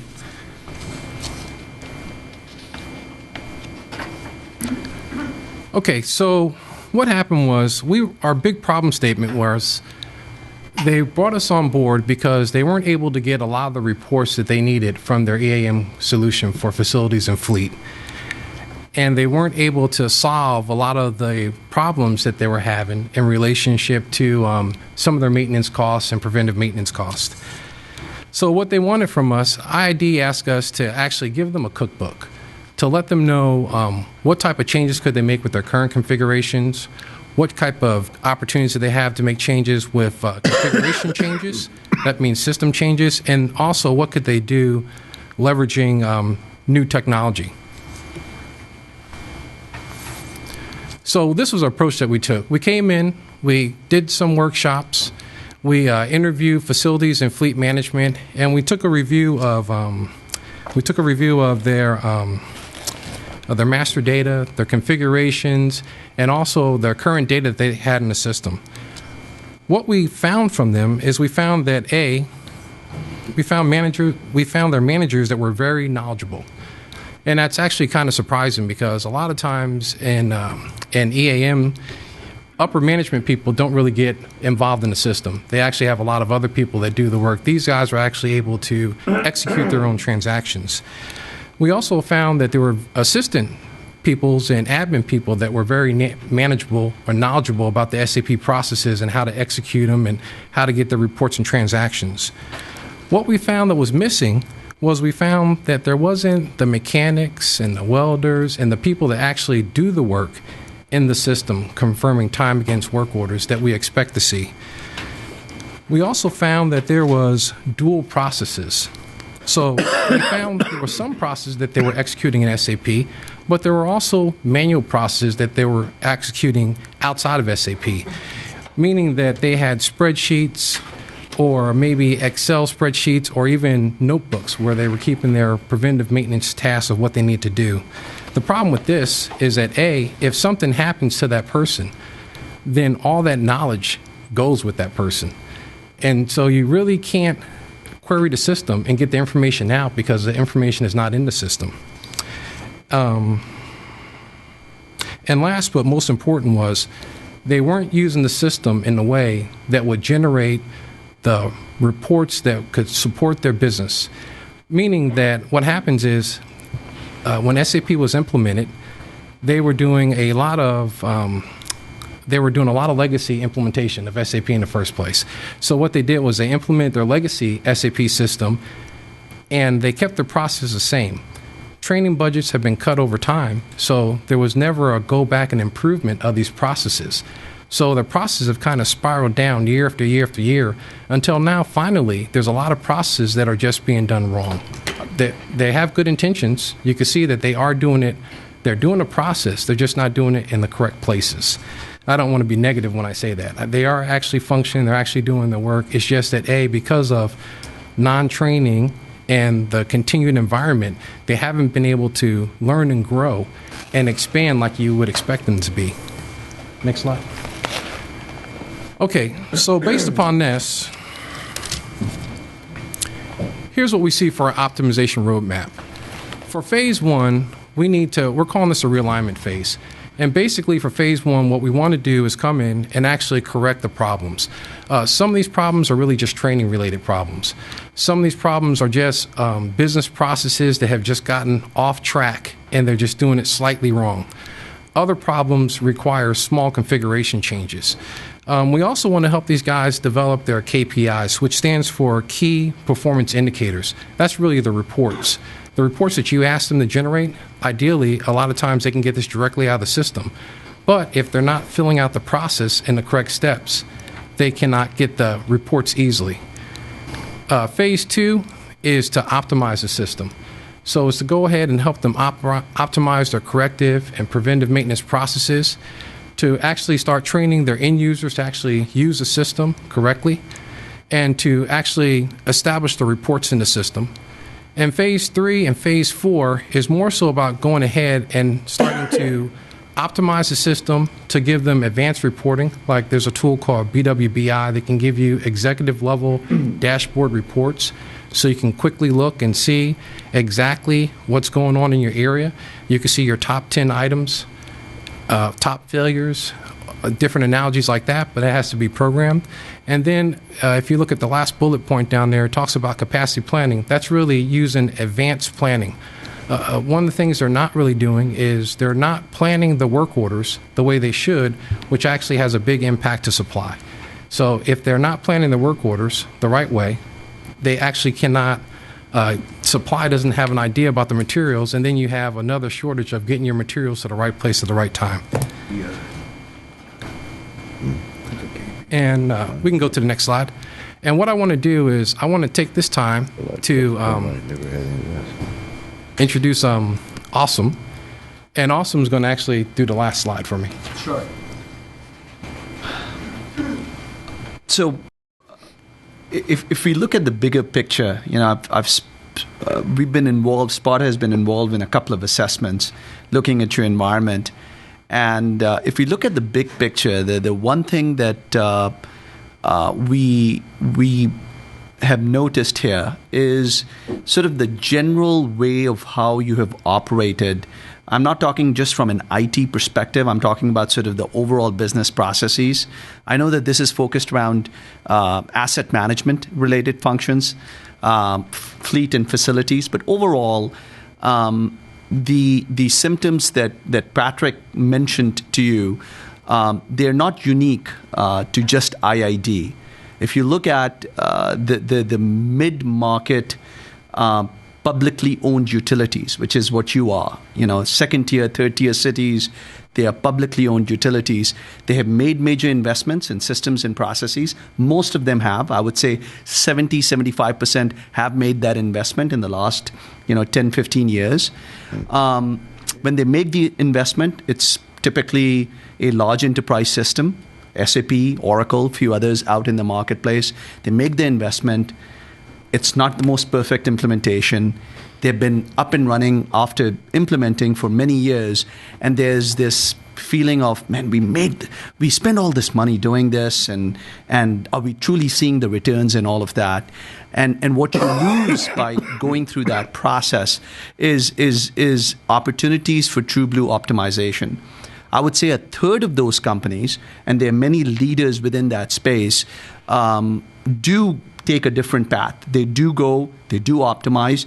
There are companies like the Middle Tennessees of the world, Blue Bonnets of the world, that are your peers that I'm sure you've heard about, that are sort of the industry leading in the mid-market space. And then you look at the larger organizations, the IOUs, that have a fundamentally different operating environment, right? Where connected business processes, so on and so forth, right? And if you really look at the big picture there, the publicly owned utilities, the IOUs, they have a very different sort of a working environment, right? Many times they're working in regulated spaces, many times they're working in deregulated spaces. And if they're making the investment, they either lose the money or they have to recoup those funds elsewhere, right? They have to recoup those funds through efficiency, through ROI, so on and so forth, right?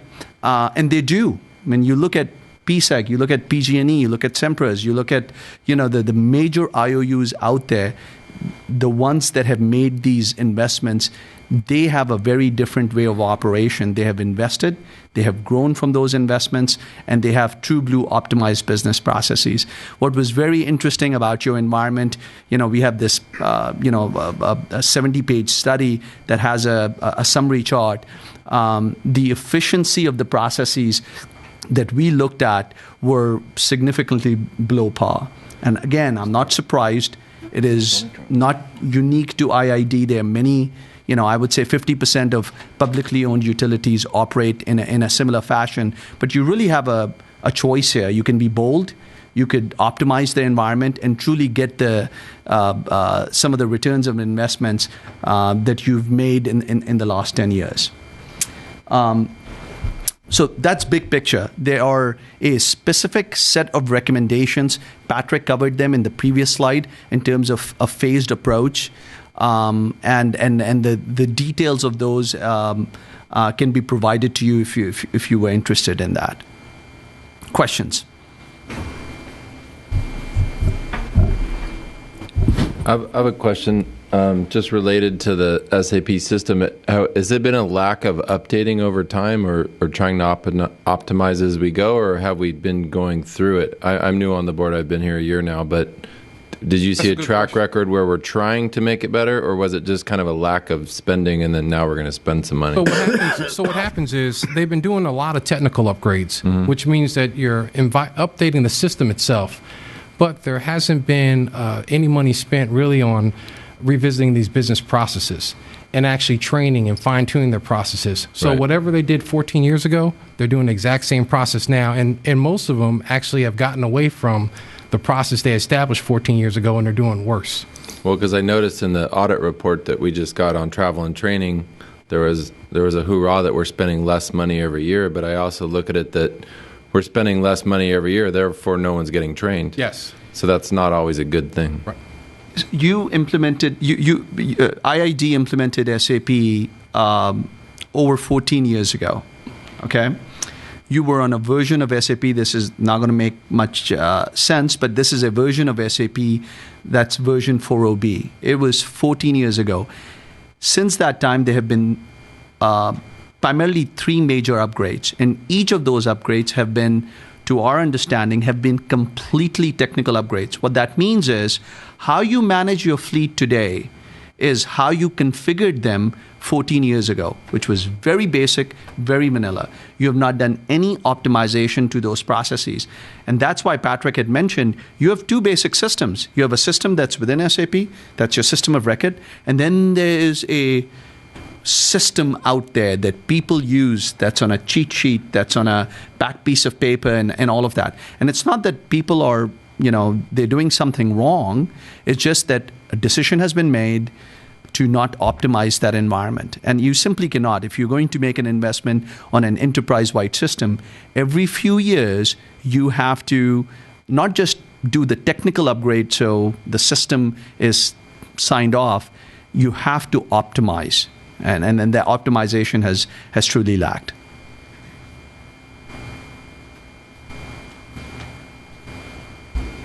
Well, I see everyone's reading their cell phone, so they're optimizing their systems right now.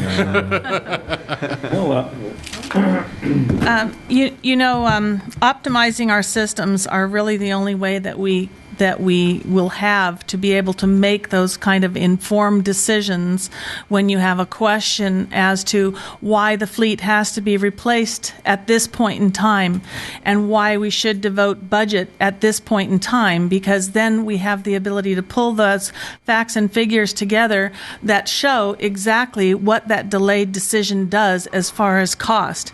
Right now, anytime we have to pull reports, it is a tedious job to pull what we can, the records in SAP, pull what we can on spreadsheets to be able to deliver this final report. And I know that this is not news to you. Greg has reported the same thing in finance. This is indicative of the initial configuration standing still. And also, when you go into a new system, whether it's SAP or any other system, inherently you're going to have some of these issues where your idea of how you run your business all of a sudden now has all these extra abilities that at the time, maybe we didn't spend enough time investigating all of them so that you had that future head on when you were making those decisions as to how you were going to configure each of those things. How you're going to do business today, how you're going to do business tomorrow in SAP. So there was a lacking in there. And then when you don't revisit it, you have stagnant ways of being able to look at your business and make decisions. This is across the board. This is not just fleet and facilities. This also has to do with managing our physical locations, making those decisions about how much office space is devoted to this department or that department. That keys right in with some of the questions you've been asking. And I had Angela Evans shaking her head right along with the consultants saying, yep, this is exactly what is impacting some of their business too. So I just, in bringing this to you, I wanted you to be aware of what we're working on, and also to try to garner your support as we move items to our budget and as we bring things forward to improve. So if you have any other questions, I've got the whole team here. Donna, I do. I have a couple others. The one thing that I've heard is when AS400 was put in, we tried to recreate SAP to look like AS400, and maybe that wasn't the best way to set up SAP. Is there any way to change the way it's set up now, or are we locked in? No, there. In fact, even part of this roadmap does give us some of the tools whereby we will continue to move forward. And even though it looks like 2014 is devoted to funds management, there are things that we can start right away to try and correct some of these manners in which we do business, to add a few other fields so that when we capture information, if you miss a maintenance to bring a vehicle in, the result is that when that vehicle comes in, you've got some other things that have broken along the way. So the mindset is get things in on regular maintenance, but also when you do recognize those things that broke in between, you don't claim it under maintenance, you claim it under preventive so that you can actually analyze your business. And now you start saying to the departments, it's no longer acceptable to bring a vehicle in past its maintenance due date, because here's the result. We have X percentage increase to our costs. So those are the kinds of things that asset management will do for IID.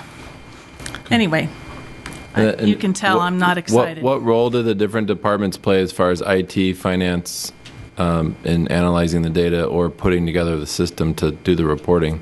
Or is this strictly asset management, your department? Well, SAP, it all works together. And I can't just say that you can make changes in fleet and facilities in the project or plant maintenance module and gain your full potential, because we do have to work within the accounts that are set up. And we do not just maintenance of our facilities and our equipment, we do work for the energy department from time to time and the water department. And so being able to interface with how those orders are made and how we charge and see our time and expenses is critical, to the whole picture. So we can influence our own sphere. When it comes to how we interact with those other areas, that's one where the district departments need to work together. I'm just trying to understand, is energy going to start using this to track its generation and the maintenance on generation and water on certain canals, so we get an actual track record of when things are done on canals? Asset maintenance or asset management is more of an overall fundamental way of doing business. It isn't just something, a module that you can put in place. It's the principles and the disciplines that you have to have in place from the bottom up. Every person who enters information to an order has to know how important their job is, so that they are doing everything in their power to capture the serial number of that item, every single part that they bought, the what the part is, what the cost is, account for their time properly, so that at the end, all of those bits of information go to feed those areas where you can pull reports and make decisions. Okay.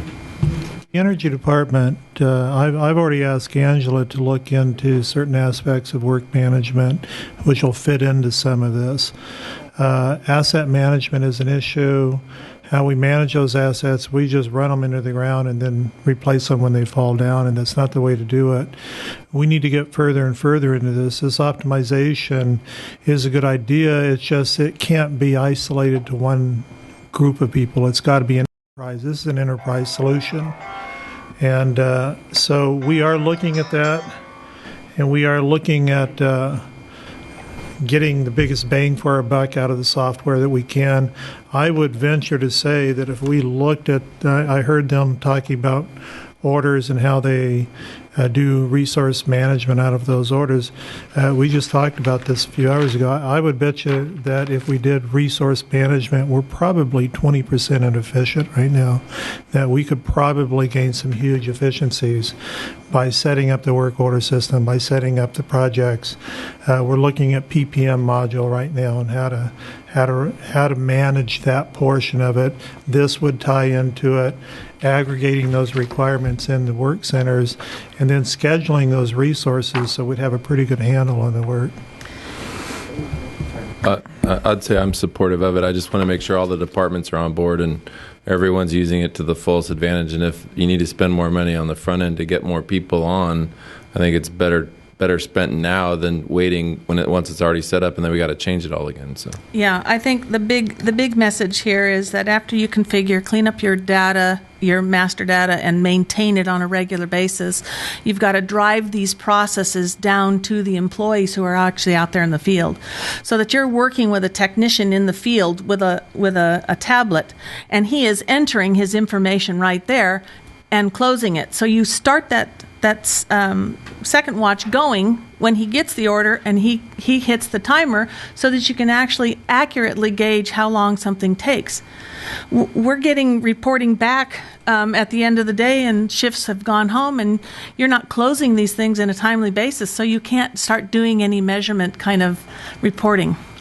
So what's the estimated cost to bring this fully implemented to the IID system, and how long will that take? What I have on the financial impact is for phases 1 and 2, and that's on your agenda report. Mm-hmm. That's estimated at $312,000 for outside help, and then we've done some estimating of IID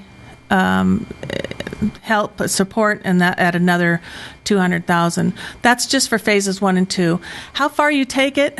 I mean, if you were in a competitive situation, if you didn't do these kinds of activities to keep your processes crisp and take advantage of the system, make it work for you instead of the employees, you would not survive in that kind of an atmosphere. So we're looking at like $512,000, and that could be done within this next year. But I can tell you at this point in time, we don't have that kind of budget in the 2014 budget to be able to support that. There are activities that we can undertake that will advance this, but we're looking at really having to start putting out some consulting and change of thought, how we do things, and start getting some tools into the people's hands so that they can do those processes from the bottom up. So thank you very much. Appreciate it. Okay. Thank you, Donna.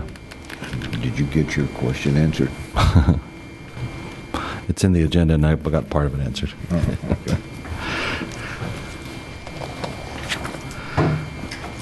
okay. Next up, we have information item 23. This is a presentation by David's Engineering on System Conservation Program reformulation and the East Highline Canal feasibility study. This is page 143 of the agenda, and presenting is Ismael Gomez. You want to take a break? You want to take a break? I think We'll take a break after this item. It's a long one. Good afternoon. Ismael Gomez, Engineering Services, Water Department. What you have in front of you is actually, and we're going to go over it, and I'm going to ask Grant Davis to kind of join me here. His name was not included there, and I apologize, to him for that, and to you for not including the name. As you know, implementation of the System Conservation Program started, last year. And by doing that, it took a long time due to different things that you well know what the reasons are. Water Department started looking at the conditions and the situation of the System Conservation Program needed an analysis, a reanalysis, and a new look and a fresh look to the System Conservation Program. For that reason, the Water Department engaged in hiring David's Engineering to kind of assist the IID staff to look at the System Conservation Program, prioritize the projects some of the projects that were included in the old SCP, System Conservation Program, and then also look at the system, meet with IID staff, operations, maintenance, construction, engineering, and also other stakeholders in order to make sure that we can have a program that addresses all the concerns of all this stakeholders, and including operations.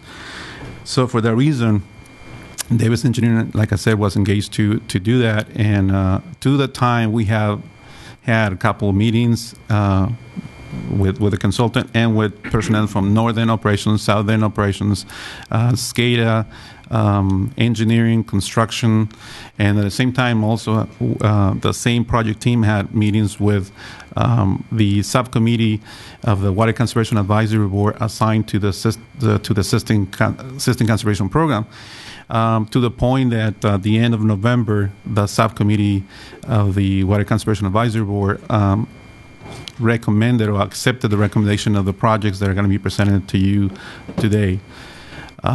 We scheduled and presented the same, actually an extended version of this presentation to the Water Conservation Advisory Board last Thursday, December the 12th.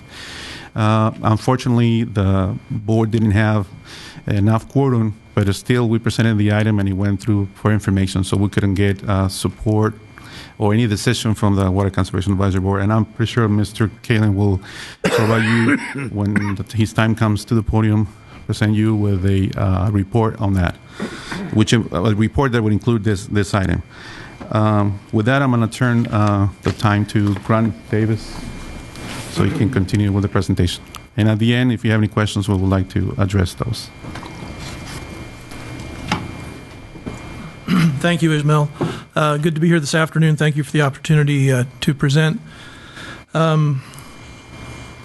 So just an outline of what the points I'm going to cover, just talk a little bit about the reformulation approach that we're following to actually the process to conduct the work, talk about system conservation targets, what water we're looking for, and then talk in some detail about the master project list and priority projects, and then conclude with some discussion about the East Highline Canal lining project. I've got what could be probably 20 or more minutes of information, but I think I'm going to scale it back, cover it at a high level, and then allow you all to follow up with questions to pursue any particular points you might want to.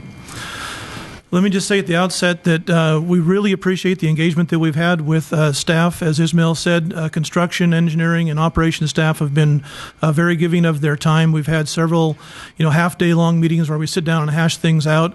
We go away and do analysis and synthesis and things that the staff typically don't have time to do, and then come back for another round of discussion and refinement. And so it's been collaborative and very pleasurable, frankly, and very effective.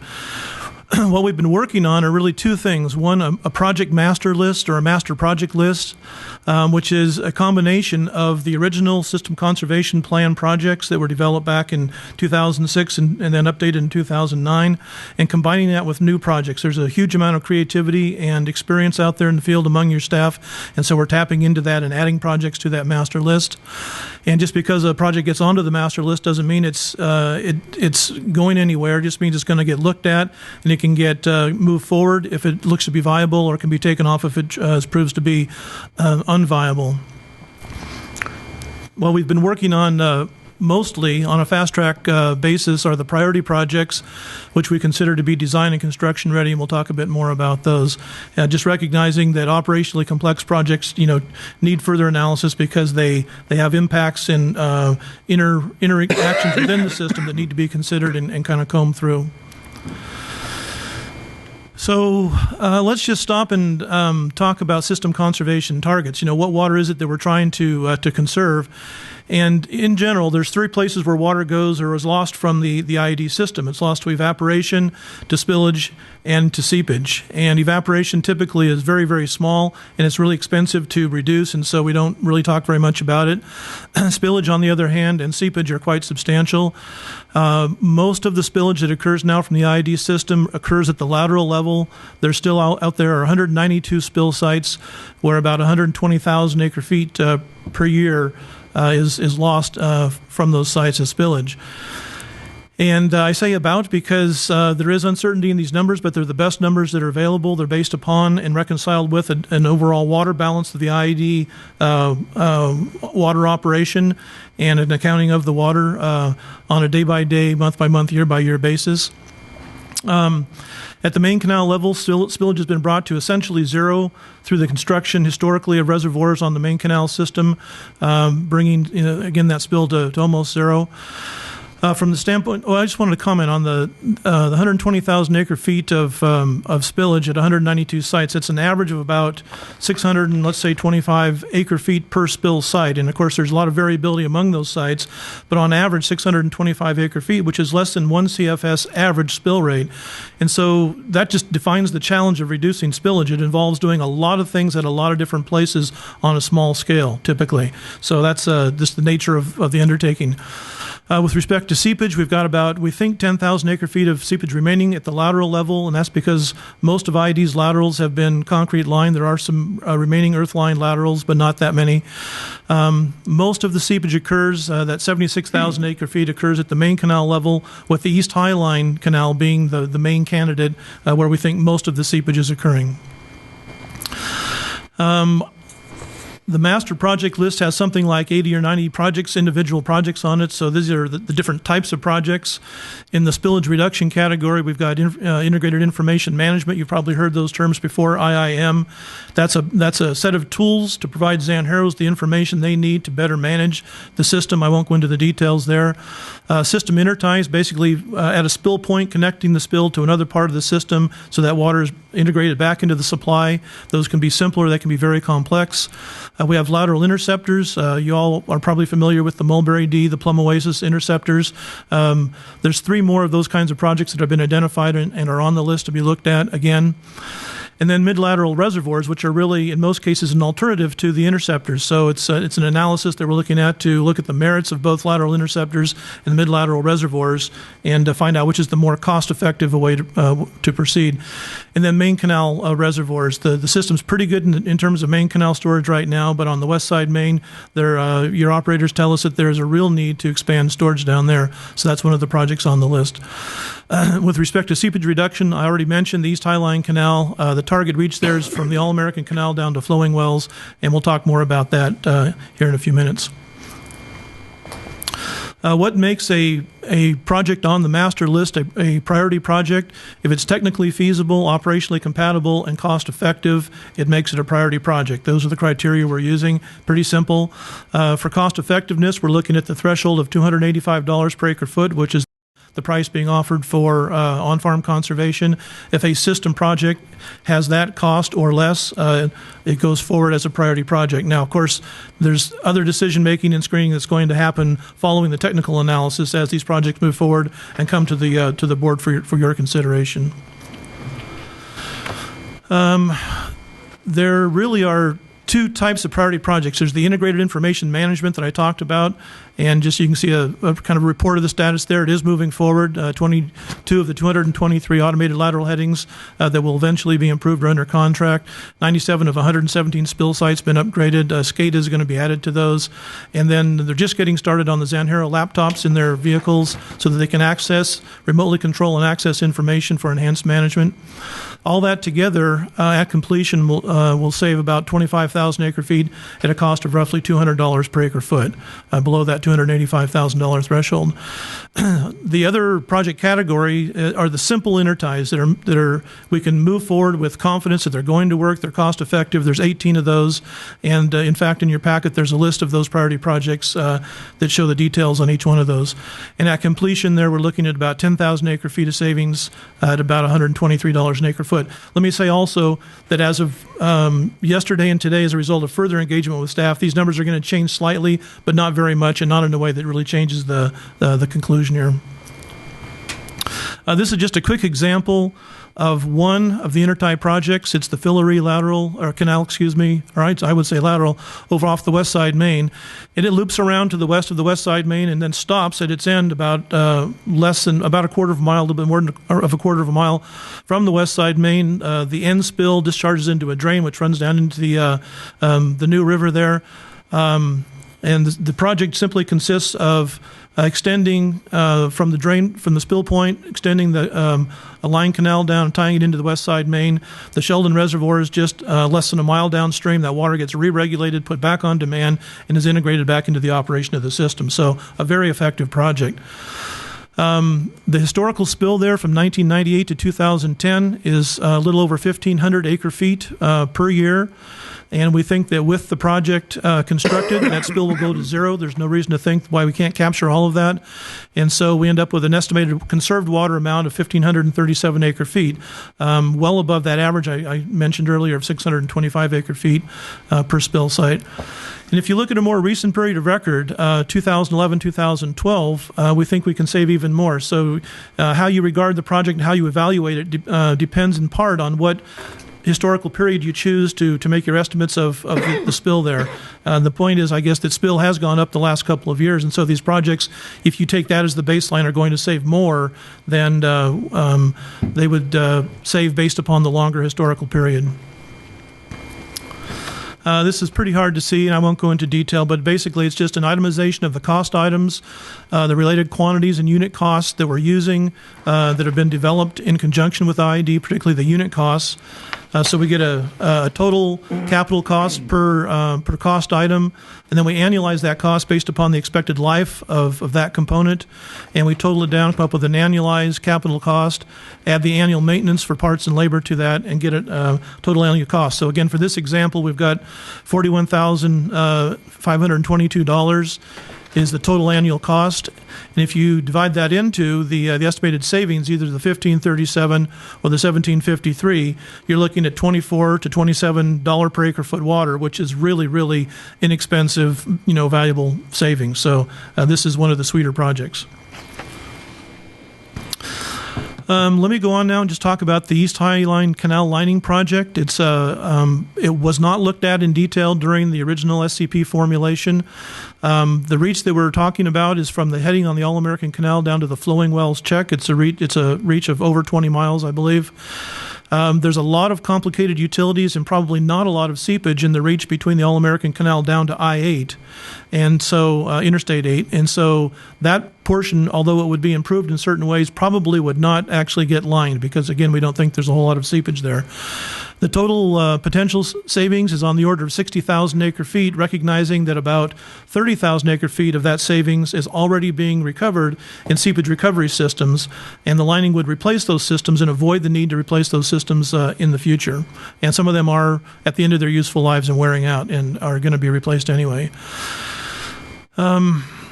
We've talked at length with your operating staff, and they would like additional capacity in the East High Line Canal. So when we look at the lining project, it'll be sized at a higher capacity that will reduce carryovers, improve operational flexibility, and just give them a better basis for operating the system and meeting the customer demands.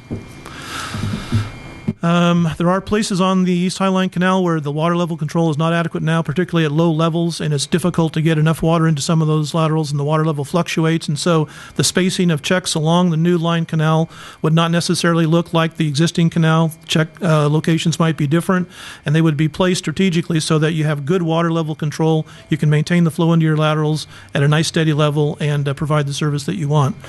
We've looked at the hydropower potential. It's a really flat contour canal. There isn't a lot of fall in that canal. So although it's attractive from a sort of conceptual, theoretical point of view, we just don't see it in the cards. We will take it further and look at it, but we don't see the same potential that has been talked about.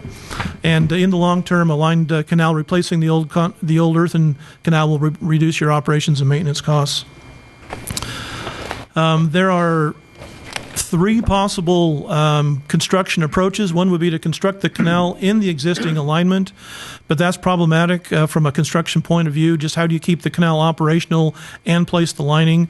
We've talked with folks who have been involved with the Coachella Canal lining that was tried in the wet. That's not really a successful or practical construction technique. And so our feeling is at this point that constructing a new canal in the old alignment is probably not feasible or would be very, very expensive. And so we're concentrating our efforts on two alignments. One, a new canal constructed east of the existing alignment, and another option on the west side. And both comes, with plus and minuses, as you can imagine. On the east side, fewer complications, fewer obstructions, easier to build.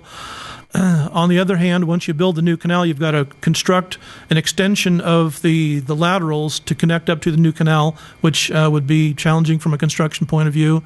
Certainly, there are potentially sensitive cultural environmental issues that will be encountered on the east alignment and probably the west alignment as well, but potentially maybe more significant on the east side. And there would be very little utility left in the old canal if you were to construct the canal on the east side of the existing alignment, run your new laterals or connect to your laterals across the old canal. Potentially you could use the old canal for storage, but certainly you would not be able to convey water in it. In contrast to that, if you built the new canal on the west side, potentially you could leave the old canal in service for emergencies or for maintenance activities, that kind of thing. So on the west side, more difficult to build, more obstructions, more utilities, more buried items out there. Probably easier to connect the canal, though, to the laterals, and so that's a plus on that side. I mentioned earlier, possibly fewer sensitive cultural and environmental issues, and it does preserve that option potentially for using the canal. Once the new canal is constructed, leaving the old one on the east side there. I see some wrinkled brows, so let me just stop there and open it up for questions and try and answer any of those you might have. No, there are options. I just don't know how expensive they would be. I mean, to doing it in the existing channel, you can make a temporary on the east side for maybe a mile, and then run it around, and then line the original, and then abandon the part-time, and then a new one. That's what happens all the time. Yeah. Doing the in-alignment construction is not permanently off, but we think it's going to compare with a much higher cost compared to the others. So we'll take it to the point where we're... I am familiar with what happened out on the Coachella. Concrete was disappearing and nothing was happening, and it was horrible. It was a total failure. But I'm just saying, you can make a temporary channel on the east side, divert the water around, and go in the original. Where was the concrete disappearing to, Bruce? It was just, how's this? In the water. It was gone.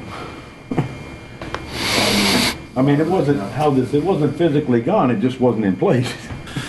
Yeah, our thinking is if you have to move that much dirt for a bypass, you might as well build a new canal. That's kind of what we're thinking. Another approach, though, in the existing alignment would be to run sheet piling down more or less the center line of the canal and keep half of it operational while you line the other half and then flip it. But the problem is when you flip it so that the operating portion is on the east side, how do you get water to your turnouts? There'd have to be temporary bypasses.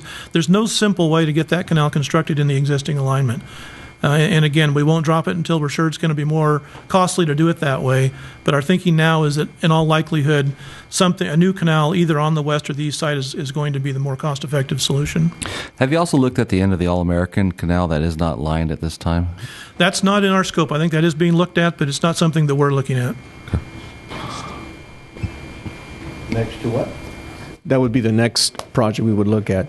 We're looking at the environmental aspects of it now, the below drop 3 all the way down to East Highline Check. But we have Bruce Wilcox looking at, because originally, if you remember, the reason we couldn't line that is because of the wetland areas out there. And so now we're looking at, can we, for instance, relocate those wetlands to the next or the third phase of the managed marsh up there and do something there. Well, it might also be a place that we look at seepage recovery or well pods, as Director Kuhn has brought forward. Yes, but to recover that seepage somehow, yeah. Uh-huh. Grant, I had a couple questions. Sure. One was just on your rankings, and it's been brought up in the past that a lot of things were just thrown out of the system conservation plan, and that's why a lot of people were upset because they didn't know where they went. And I don't know if there's a master list of all the projects with all the rankings that people can look at to see why things were thrown out, and was it cost, was it timeliness, the ease of design, what was the reason things were thrown out, just to let people see what else was looked at from a master list, if you will. So going back to the 2006, the original work, all that work is really quite well documented. Whether it's all been written up, in a nice synopsis or not, I can't recall. But Okay. but the rationale, generally what we were trying to do. Let me go back even further. We began the process of kind of with the shoot the moon. If you had all the money in the world, how would you fix the system? What would it look like? That came out at over $1 billion, and we knew right away that wasn't going to fly. And then we worked hard to get the cost down, and that became the challenge as to how to get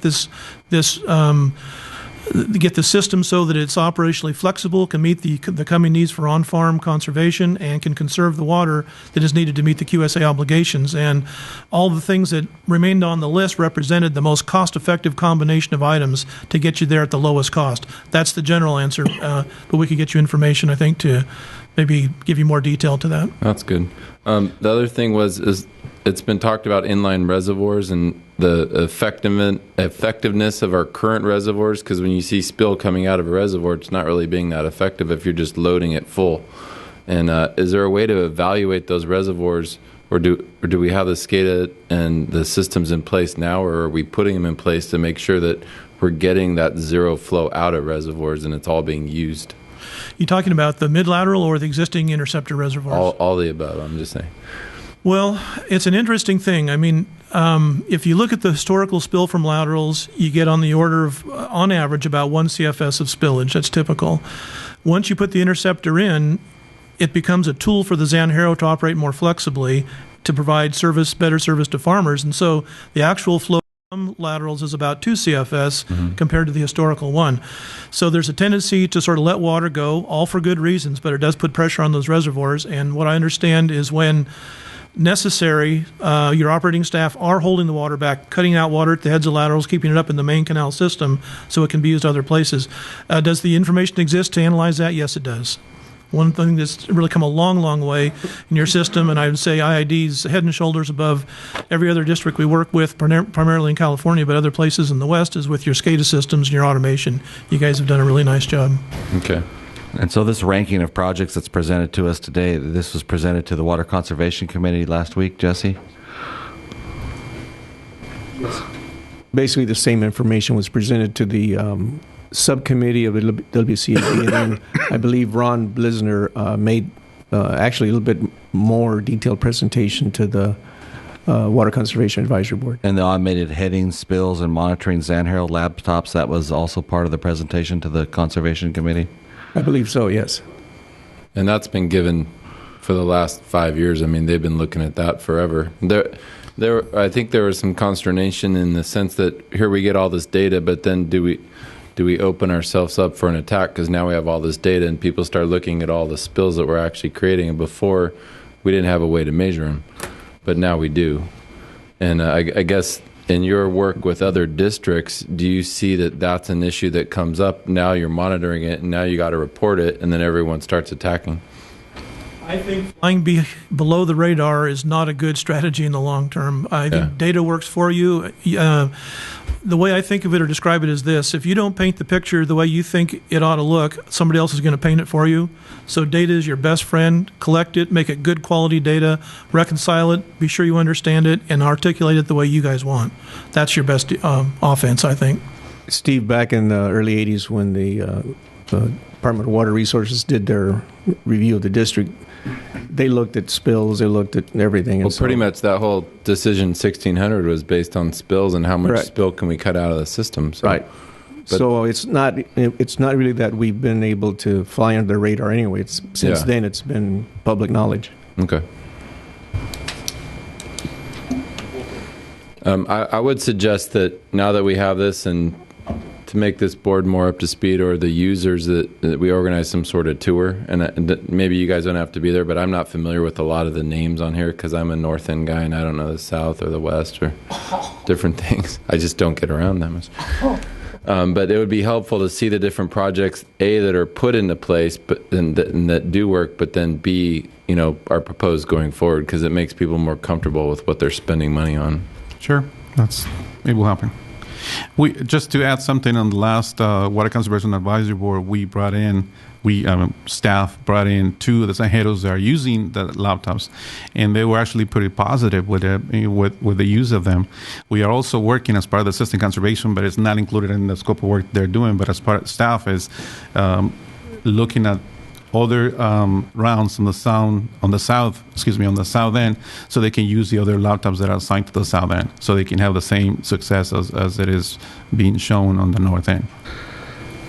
Grant, you made a reference to shooting the moon, $1 billion worth of projects when you were originally starting to design and work on these. Can you give us an idea about where we are on a calendar schedule of to where you would think we would be by now on these projects? I mean, I think it's fair to say we're behind. But with respect to shooting the moon. Well, I can tell you what our schedule is for this current reformulation, and we've delivered just as of today, really, given the final list of projects for the priority list. We're going to go back now to the rest of the master list, run through those one more time, and then get those up to speed so you've got all the building blocks laid out. That's our charge right now. That's going to happen over the next probably month to 2, I would say. But you've got the priority projects to move ahead with, and that'll be coming to you guys, I think, in a major work authorization here sometime. So in the year 2014, we're talking about these priority projects. You anticipate that we could get 5 or 6 of these built out in 2014 or more? I'm going to dish that to Ishmael, because the point where we are now is that they're ready for final design and then construction. So there's no more planning needed. Just move on, design them, build them. So Davis Engineering was hired, I guess, to just come up with a planning or preliminary engineering of those projects. We still need to go and do the design of each of them. We have 5 on-call engineering firms that can help us, and we can do some of that on staff. The same thing, we have firms, the contractors that can help us with the construction.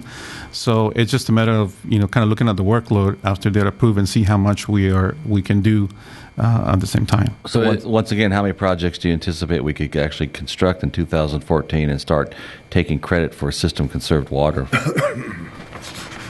If this list actually gets approved, we have 17 projects that we can start on. I'm assuming, based on the workload and based on the rate that we actually come up with projects, I'm assuming at least half of those probably can be start on this. But we need to go through design, of course, and probably be under construction by the second half of the year next year. So to be done by the end. Thank you. Ishmael, are you proposing that all of these are sole source contracts, or would we be bidding out groups of projects, say 3 or 4 at a time? We can get some scope and size to these projects that guys can get some cost effectiveness. We have pre-qualified engineering firms and also construction contractors that actually can work on. But they're qualified, but that doesn't mean that we've costed out the projects with a bid. What we do is we put together a scope of work, we go out to them, and then we ask for proposals, and they're evaluated following the... Okay, so 5 people would bid on each project, or 5 projects at a time? That's correct. And what they do is they're going to be sizing and looking at the projects and then make sure that they get the best, they become more efficient. So would you bundle those projects together in small groups? If they are in the same area, probably will be the most effective way of doing it, like small projects and getting them Or together. similar types of projects? That's correct. Okay.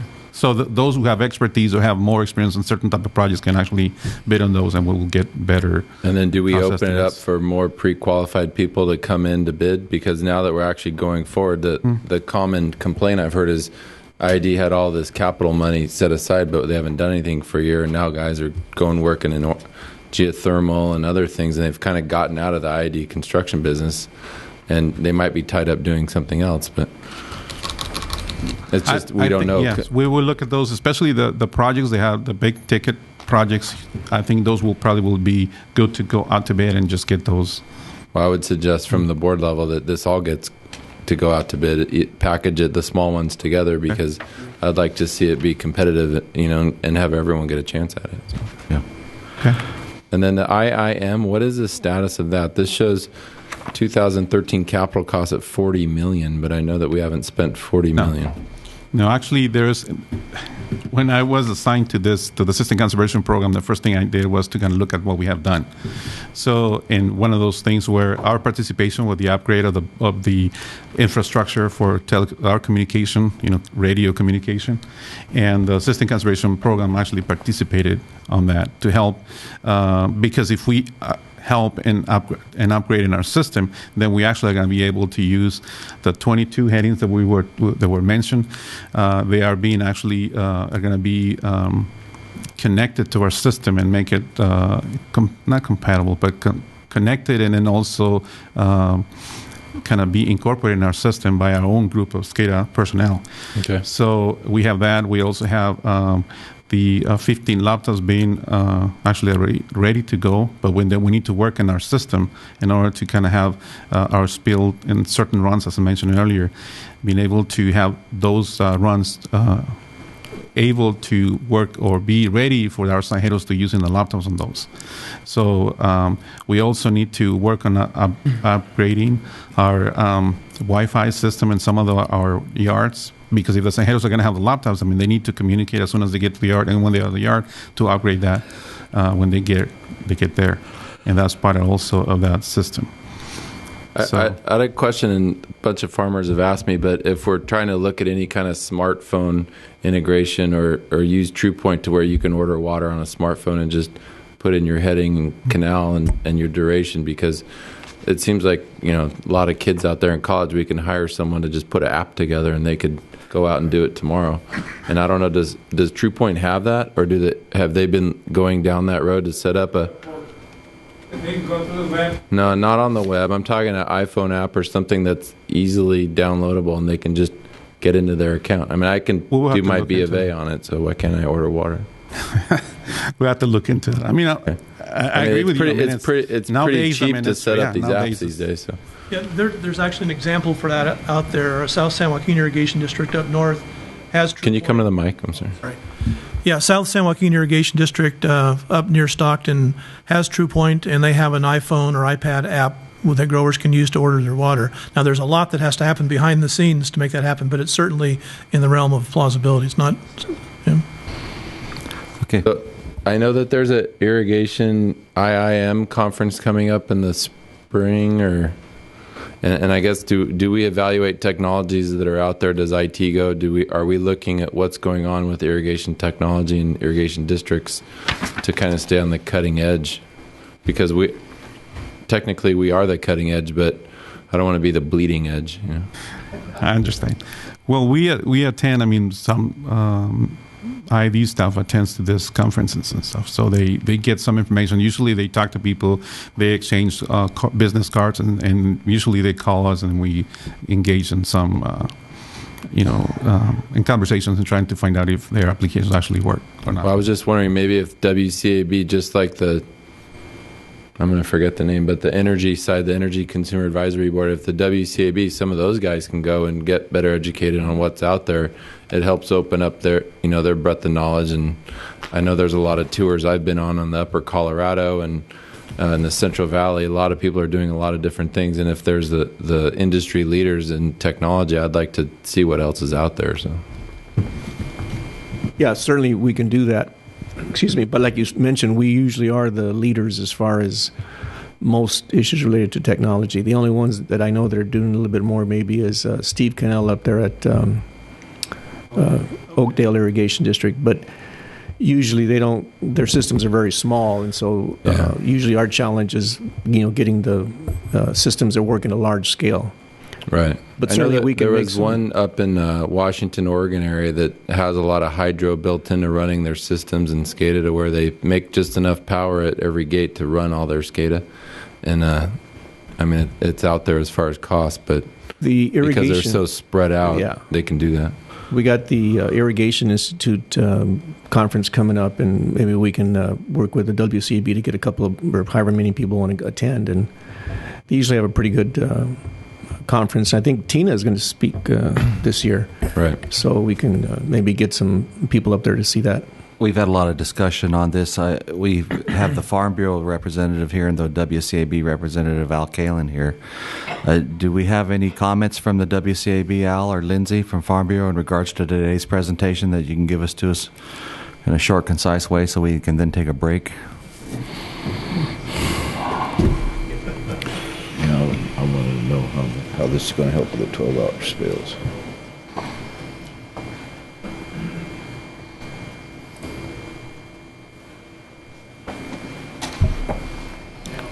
Westmoreland, you had a question, comments on what? Comments or suggestions from the WCAB or Farm Bureau in regards to this presentation that's been worked on and reviewed by both. Well, yeah, all I the can local do that agencies. now, or I can do it. I had planned to do that in my report. It's a couple of items down the list here. Okay. If that's fine. Yeah, let's do. Will David's Engineering, will you be here for his report on the WCAB? Right. I think that'd be best. Do you have a flight or something that leaving town that you can't? Well, I can do it now if you want. I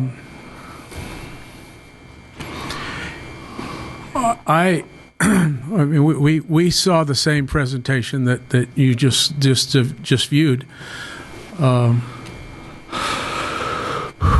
One of the things that struck me was that the costs from what we had seen back in June or a little bit before have been cut in half, and that's a good thing. And I think some of that might be the result of Mr. Gomez coming on board. Nothing else has changed. You got the same projects, you got the same consultant. The only thing that's changed is Mr. Gomez, and I think that's a really good thing, and I hope to see that continue. Some of the, I think we've always questioned laptops. Do they really cost $12,000? And then I understand the mount that goes in the pickup's another. I think it's $1,500. If there was a easier way, a pad of some sort or a tablet that you didn't have keys that plugged up with dirt and whatnot, seems like that would be a lot simpler. Where you could just lay it on the seat and not worry about a $1,500 mount to go in a pickup. That seems ridiculous to me. If you did that, you might be able to afford a lot more of them if there's technology out there right now that would do the same work that a tablet does now. I also question personally if these canals are really, the interties are as necessary as we've been led to believe. If they only save, some of them only a cubic foot per second average per day over a year. I realize there's surges of water that come down that you have to pass to another lateral, but if we do a better job of conserving water, if we do a much better job of stopping leaks, we've talked about spill, but have we talked about leaks?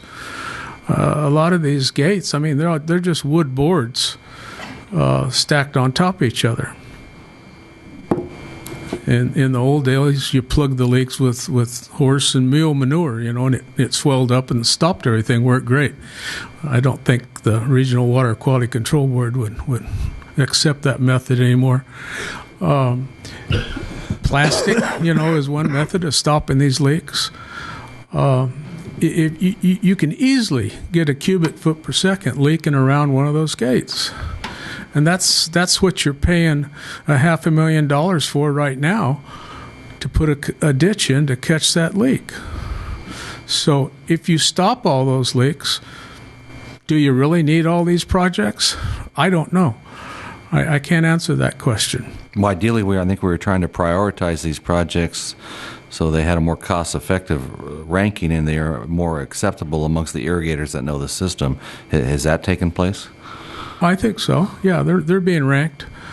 I think you're looking at I mean, I look at things, what's the cheapest way to get something done as a farmer? I would hope that the staff is doing that also and not looking at how doing it the same way you've always done it. I mean, do you really need a ditch, a concrete ditch, to carry a cubic foot per second average of water? Would a pipeline be cheaper?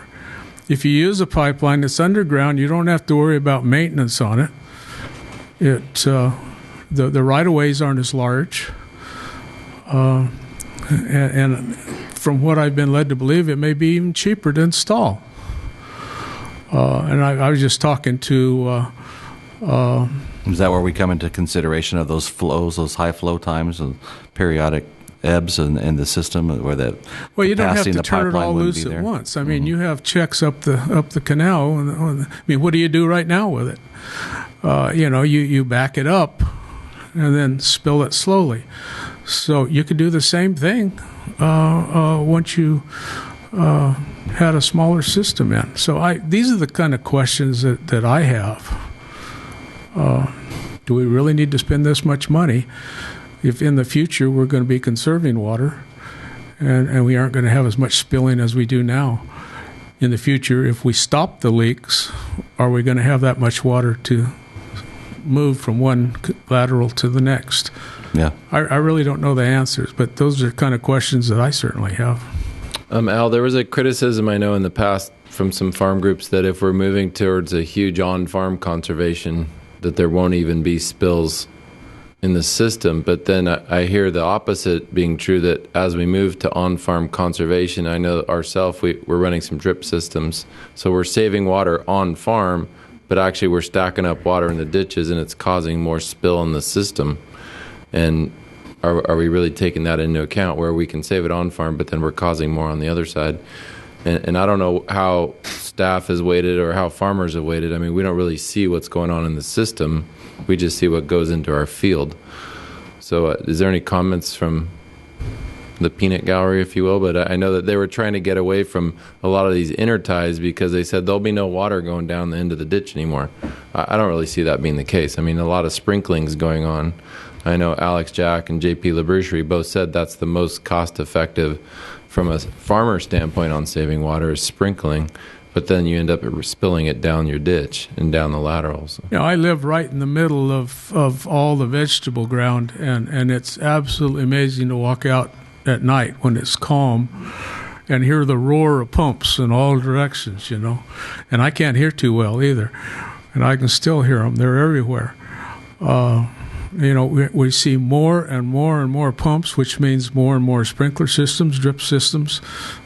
Farmers talking about going the whole term of the crop with a sprinkler system or a drip system. That all requires a pump.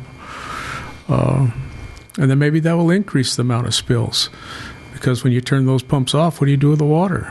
I think actually that is what happens. Mr. David, could you speak to that interplay between system and on-farm? The demands that come from on-farm?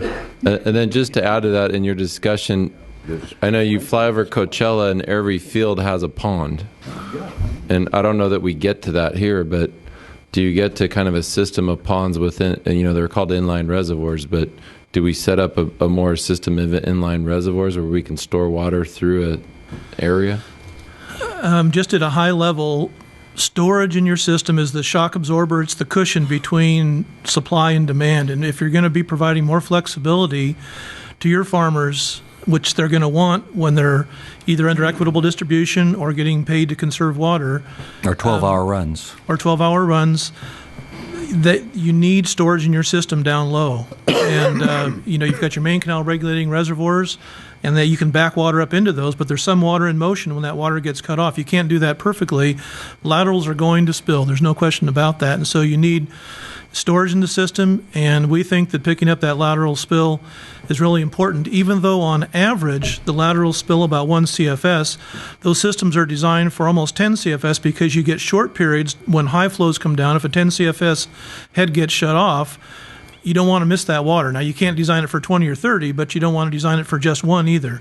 So that's why you end up with some of the costs you see. And in terms of the general ethic of minimizing cost, that's where we are. That's what we're trying to do. But the reality is that getting stuff built in IID is fairly expensive, and we're using unit costs that are based upon history of recent bids, recent construction experience, and so that's what we have to go on. It wouldn't be prudent to assume that we can get it done cheaper if there's no evidence for that.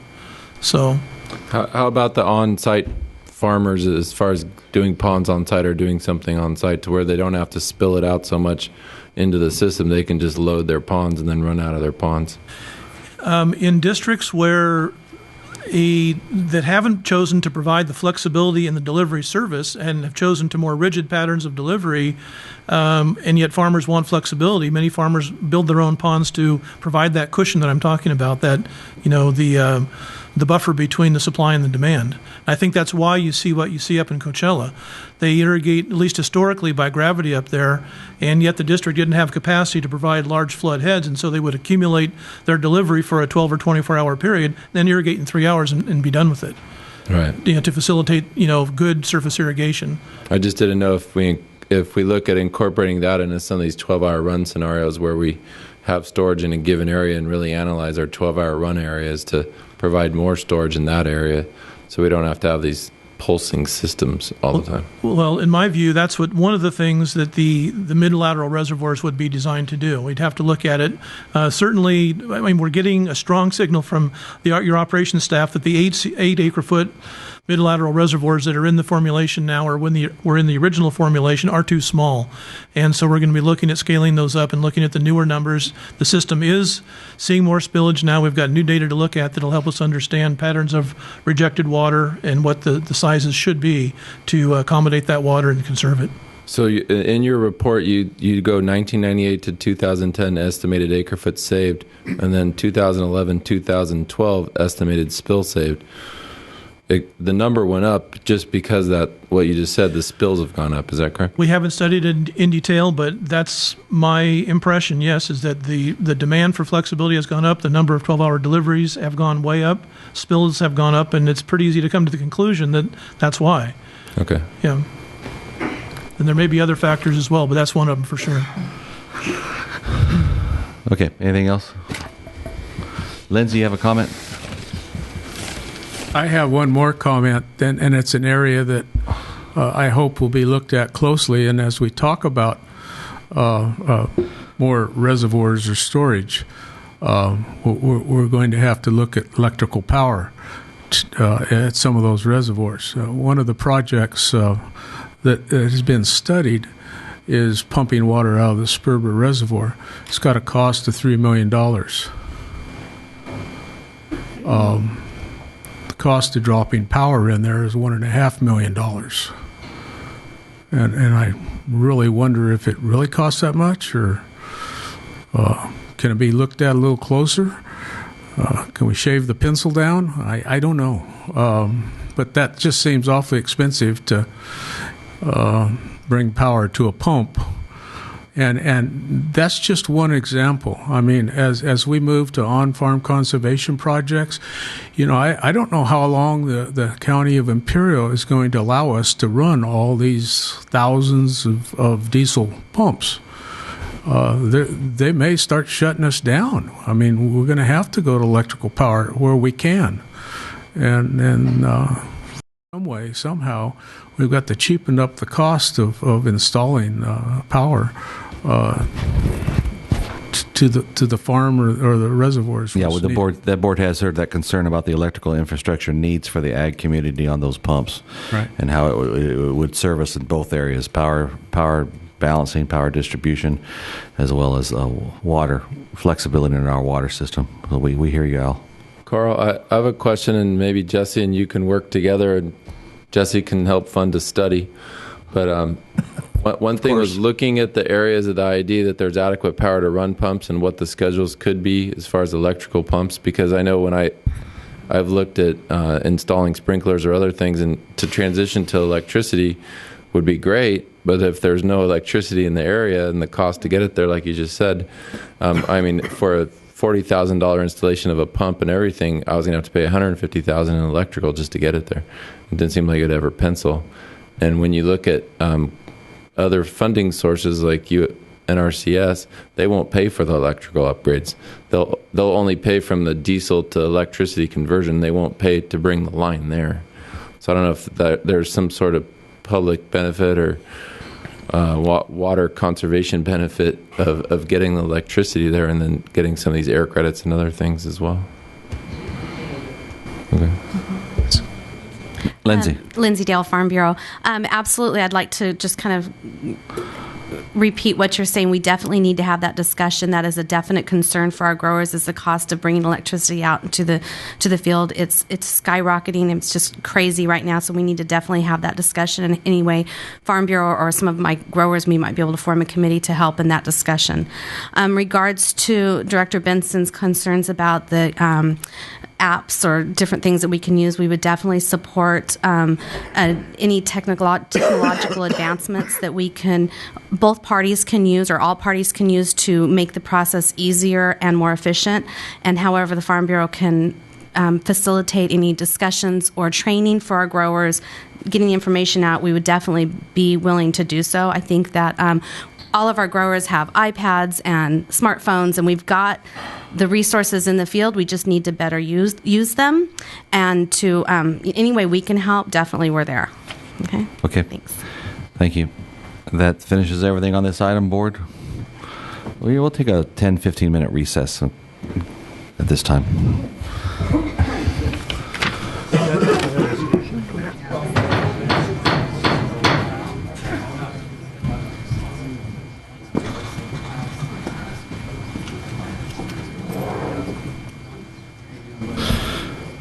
Okay, we'll get started here again. The next information item is information item 25, a clarification of board authority. This is found on page 159 of the agenda, and I believe General Manager Kevin Kelly is the presenter on this item. Yes. Did I skip one? That one has been pulled until the next board meeting. President Desert, members of the board, this informational item is before you as in the aftermath of the action that you took at the last board meeting on the binational project water with Metropolitan Water District. And I think the intent here is to seek some clarification of roles and expectations, primarily in the context of Minute Order 319.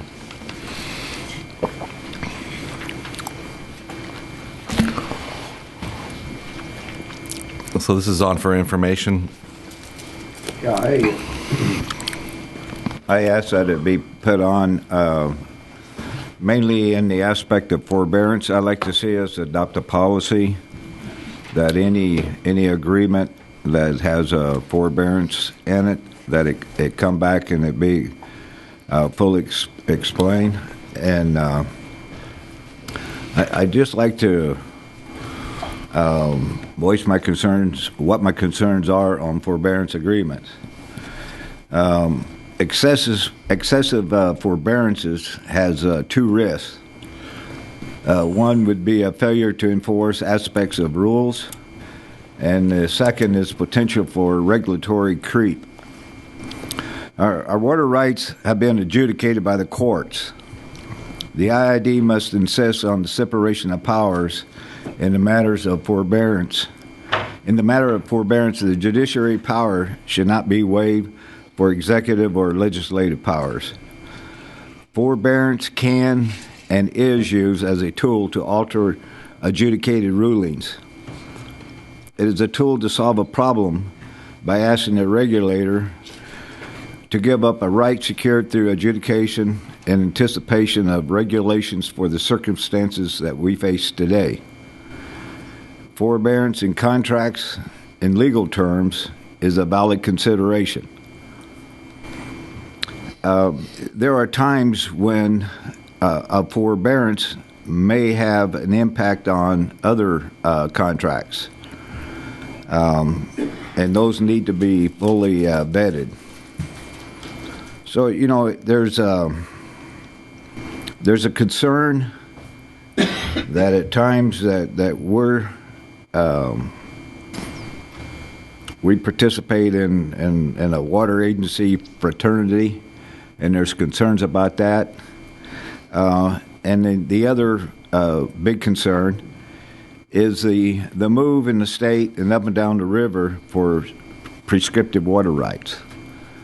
Our water rights have been adjudicated, and we just have to make sure that we don't take a forbearance agreement that goes around or lessens something that we have historically had in place and that has stood the test of time even before the Supreme Court.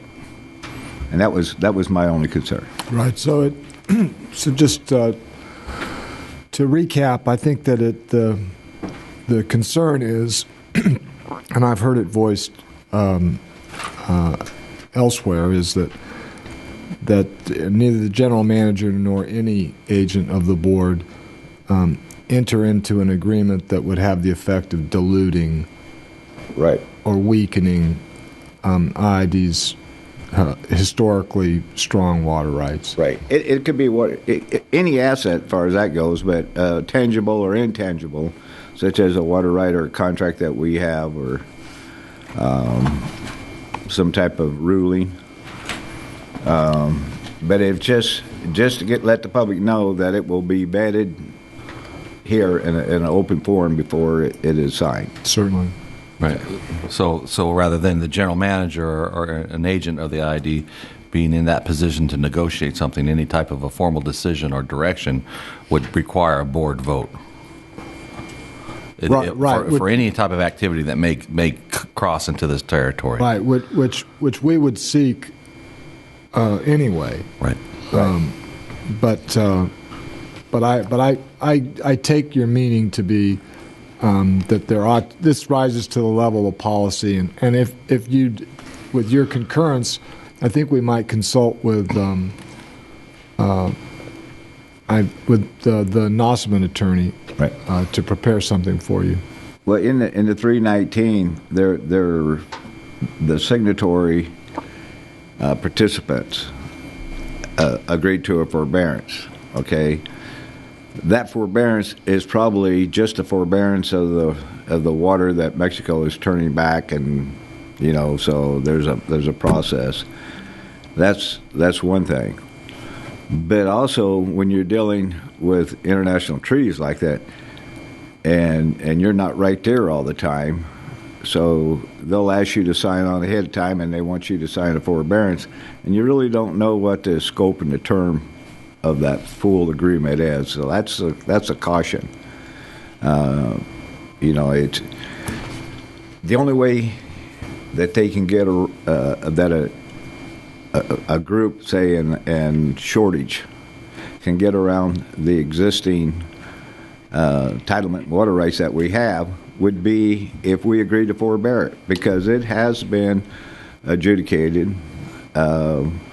And I guess for the last time in the California versus Arizona case. And so as they move forward and start looking at how they're going to handle the excessive drought, we need to take a position that it holds with our existing water rights that we have. If it's going to vary from that, then we need to bring it forward. Certainly. Okay. Okay. Any other comments on this, board? Well, I guess decisions that are made by staff that we might be looking at is anything related to system conservation, where we're assuming that something that we do is going to essentially create water that can be given to another agency. Is that what we're talking about here?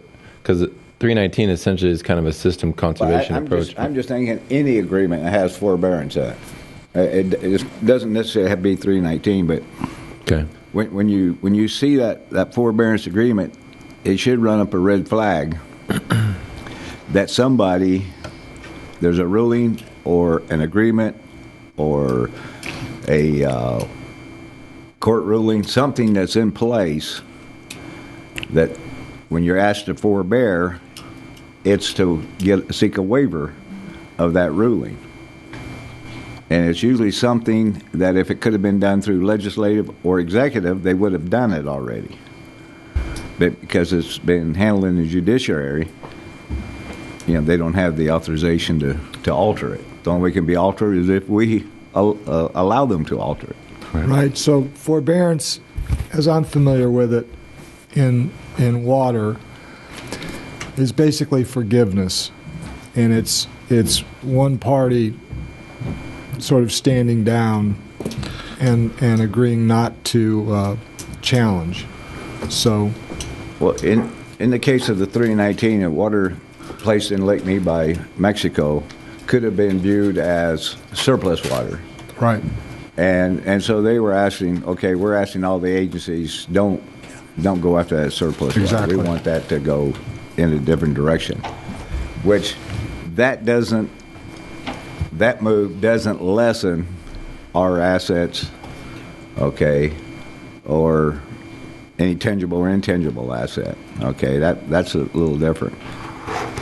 But if they enhance and modify that 319 with like a 320, and you have a forbearance, was that forbearance specific to this item of the storage, or is it going to be a forbearance agreement to future consideration? Certainly. So as I view this, even though I have recommended to your board that we do seek full 319 participation, that would require an affirmative vote of the IID board. Right. And you and I'm certainly agnostic about how you come down on that question. And well in advance of that, I think that we'll seek out something that rises to the level of policy. Right. Okay. Thank you. Okay. Moving on here to the next information item is the Colorado River Resources General Matters. It's Tina Shields presenting.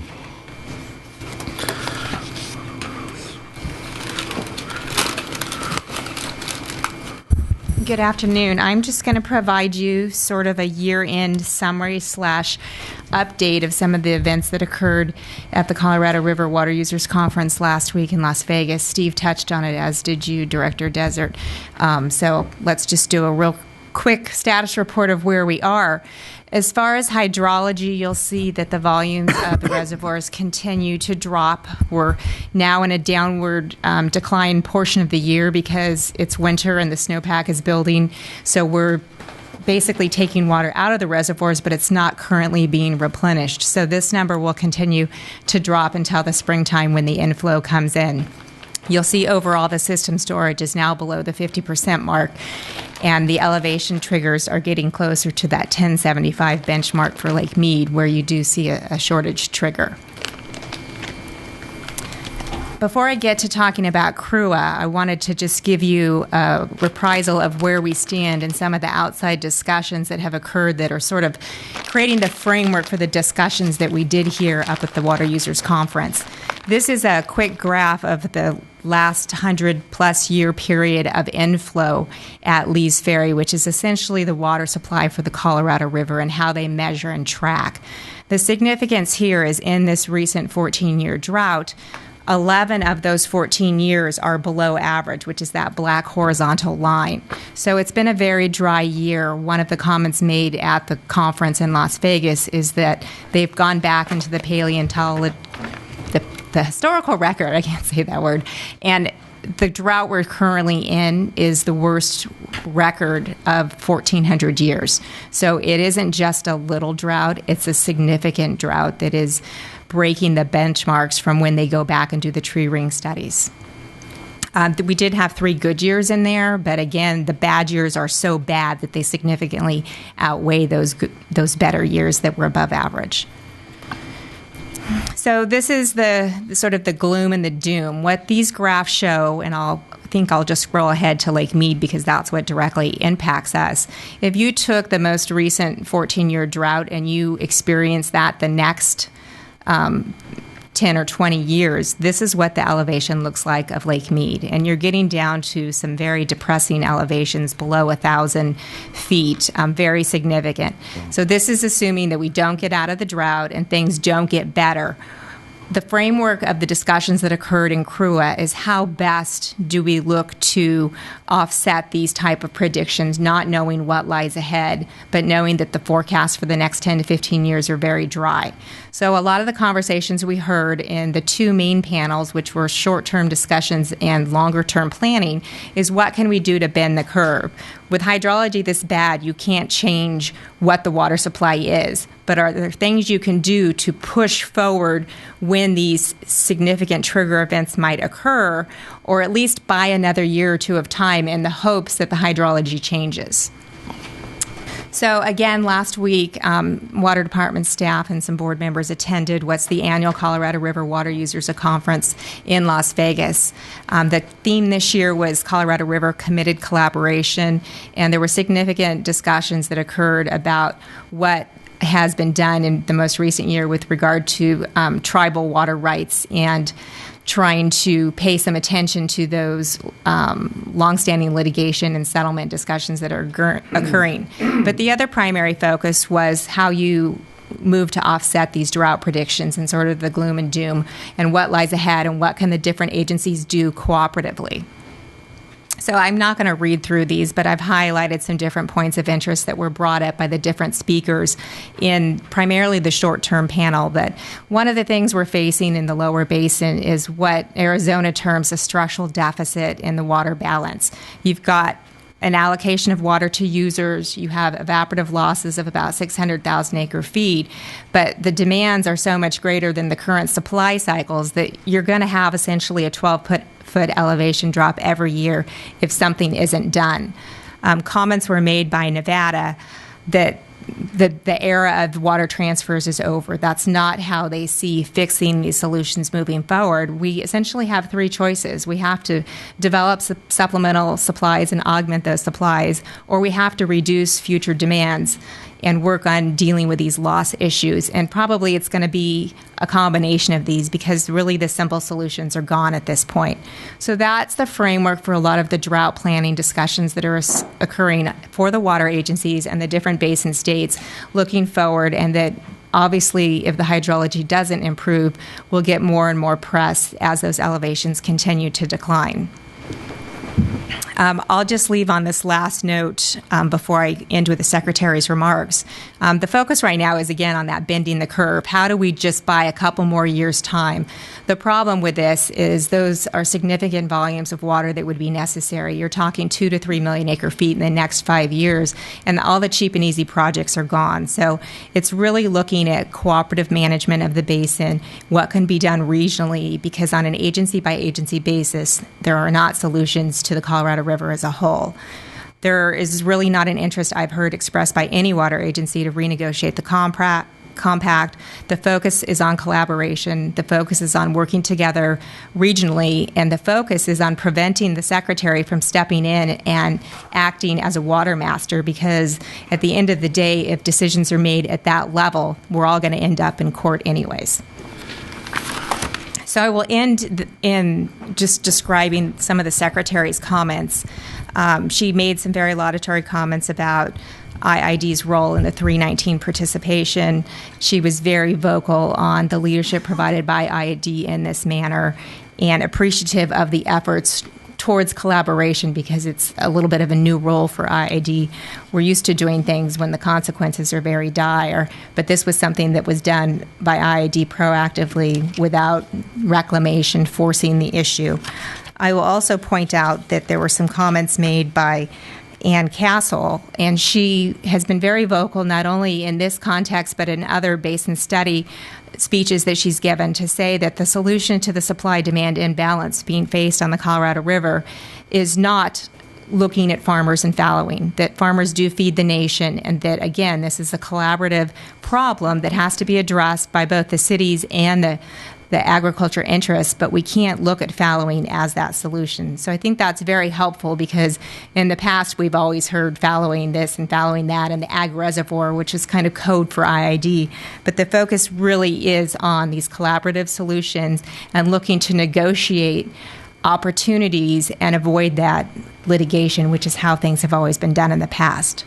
So if you have any questions, I'm more than happy to answer them, but I just wanted to give you that quick summary. Tina, I did hear the Jewel and another speaker, I think it was Castle, talk about how much production of agriculture comes from the Imperial Valley. Yes. For the nation. Actually, that 11, was 12%. That was Pat Mulray in her Pat Mulray. introductory remarks. She didn't necessarily give us a shout out, but she did comment on the value of agriculture in areas like IID. And recognized it. Actually, I actually paid really close attention when she mentioned IID. What she said, I think maybe that her statistic might have been wrong, but she said that 11% of the nation's winter vegetables come from the Imperial Valley, and if you wipe that out, where are you going to go to make it up? And you know, she's not historically been a champion of agriculture. I do think there's been some movement, and maybe it's through the advocacy of the different farm interests, to better understand that, you know, it's not buy and dry, which is what they call it in other areas, but really agriculture has a role. The productivity of agriculture, not only the jobs, but the food it creates, the food security issues, that's gaining a lot more traction from a water user perspective than I think it has in the past. Tina, the Central Arizona Project spoke on one of those panels, and they showed if they start getting cuts where that water is going to come out of, and I think 50% of their cuts were going to come out of the ag pool for their projects, or people along their canal. And I'm trying to understand how much of their water now gets banked, because I thought about 50% of their water gets banked. What they've told us is that in the next 2 years, they're only banking on average about 40,000 acre feet a year. What they've done is they've gotten people off groundwater pumping in an attempt to recharge their aquifers and put them on Colorado River water.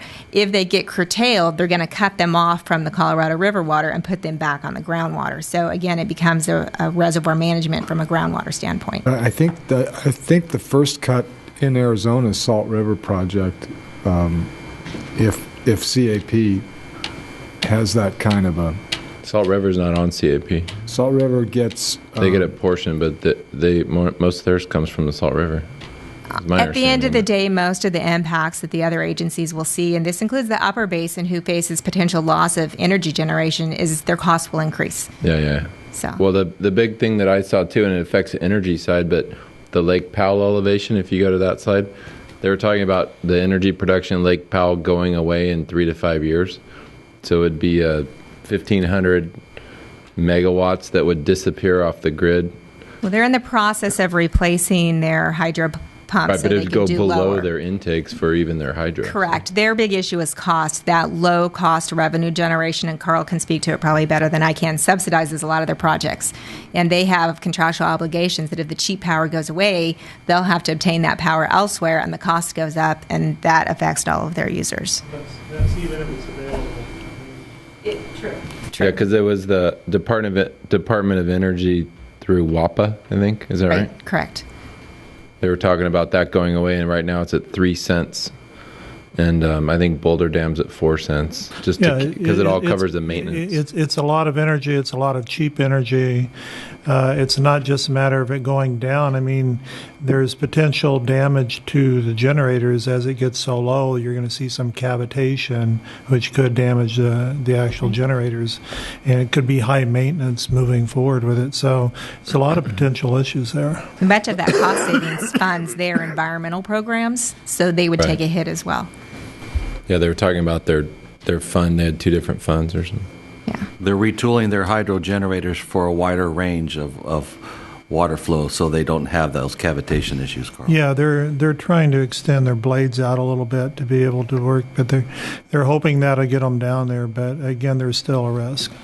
And I think they're replacing maybe 2 or 3 a year, and they have 17 or 18, so it's a process as well. So, Tina, if that chart, if we were on an average year, how low would it drop? Because I noticed they kind of didn't put the average year flows. They just looked at drought flows. So it was more a gloom and doom scenario than what it actually might be on an average. And honestly, what it takes for action is gloom and doom. We never developed the surplus criteria until we were spilling water. And then in a shortage, you develop shortage criteria. Unfortunately, that's the nature of the beast. If you'll look at one of these bullet points, the second one of the projections is that Lake Mead would operate below 1075 50% of the time moving forward. So depending on your modeling, depending on what your inputs are, it also estimated that in order to have an average 8.23 release, which is what it takes to meet the full lower basin demands in half of Mexico, you essentially have to have a full or at least 80 Lake Powell, and that would not happen very often. So we will see, we're already anticipating next year a 7.4 release, which is again a release reduction from usual. That's the structural deficit that they're talking about. Yeah. Okay. In the upper basin, their losses are assigned to users. In the lower basin, they're not. It's just the way the system was set up. So something to look forward to, but we'll continue to monitor those discussions and keep you guys There was posted. a panel about the ag role in this whole game, and we had another meeting during that, I think the California meeting, but one thing, why weren't we included in that panel? Because we are the largest ag district on the Colorado I River. actually requested to be on that panel and was told it was a regional perspective. That was the state of California DWR that controlled that panel, right? It was.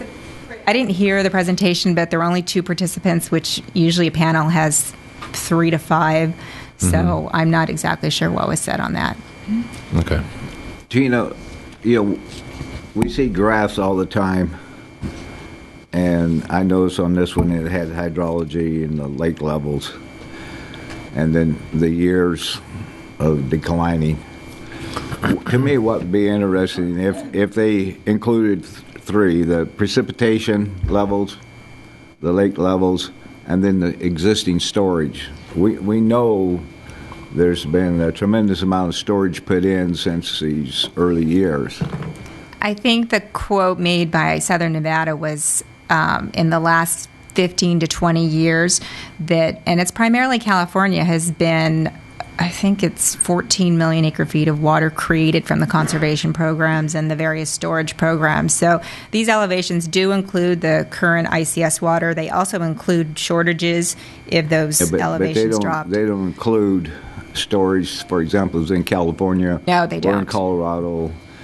And also in the Arizona versus California over the dispute over their tributaries, where at one time they were just running wild and coming into the river, and it was there. May not have been calculated in the compact or whatever, but there was additional water coming in that's no longer coming in. And Nevada has done some of that. They've essentially captured water that used to run in and obtained the water right to it, and it's counted as a different kind of water than it may have in the past because of the nature of how their laws are set up within their states. One of the difficulties right now is we've developed this ICS program to allow agencies to store water and build elevation, but the minute you hit a shortage trigger, nobody can access their savings account. So one of the ideas being pondered is should we, in order to incentivize people to store in Lake Mead instead of in their private facilities off river, relax those rules and allow some limited diversions to be taken out of storage under drought circumstances in order to force people to build up that elevation. Tina, just for the board's future edification, how much of the ICS is controlled by Metropolitan? Out of the 1.5 million. Out of the 1.5, IID has access to 50,000. How much of it though? Because the other parties all seem to have to go through. I think we have, I want to say 475,000. I'd have to go look at the California agreements. And it may be more. I think California's share may be 1.4 million acre feet. Tina, on your graph here, there's two tracks that both cite an extended 21-year drought cycle. So that difference is between two different model runs. The lower one was model run in August. The higher one was in October. So that's the storms. That's the benefit of good rainfall. Okay, so what's the first year of that 21-year drought cycle? 2000. 2000. And why is it a 21-year drought cycle? That's historically what the tree rings have told us, or it's a 14-year drought, and then they've taken and added another 7 years to just project it forward. So these are just look ahead. You have to play around with the numbers. What problem should we be solving? What actions might we do in the near term? And a lot of this, I think, is meant to get people's attention so that we just don't have meetings, that we actively engage, and that the agencies place their resource on. So I imagine it took some time for them to arrive at that 21-year model. Not, I don't think in this one. I think, you have a modeler looking out. 2020 is a nice even year. Let's take the last 14 years and throw it forward. Okay. I have a question. Norma has a question. Yes. Tina, will you talk a little bit about the engagement of the Native American tribes now as compared to what's been in the past? It seems to me like this is an evolving participation and how that may or may not impact us. I'm not as familiar as that representing IID. I will tell you that in all the time I've been to CRUA, it's been ratcheting up, particularly the last 5 years. I think this administration has made a commitment to the tribal representatives. There's a lot of things that have been involved in litigation. They've been trying to do settlement. There's a lot of Bureau of Reclamation projects ongoing right now, not only to settle water rights disputes, but also there's a lot of treated water issues on the reservations, access to clean water, and trying to resolve inequity issues that they feel have occurred or that there's been involved in litigation. So the Bureau actually has specific representatives. There's a whole section, Bureau of Indian Affairs, that handles a lot of these negotiations, almost like you have the IBWC that deals with Mexico discussions and consultations. You have the Bureau of Indian Affairs that regulates their water issues. So the regional director has a consultation role, but there's a special branch of the government set up to deal with those tribal discussions. So correct me if I'm wrong, but in one of the in-services with regards to the 7 tribes, they discussed the issue that they've been left out completely out of the water treaties, and some of them are trying to recover their water rights.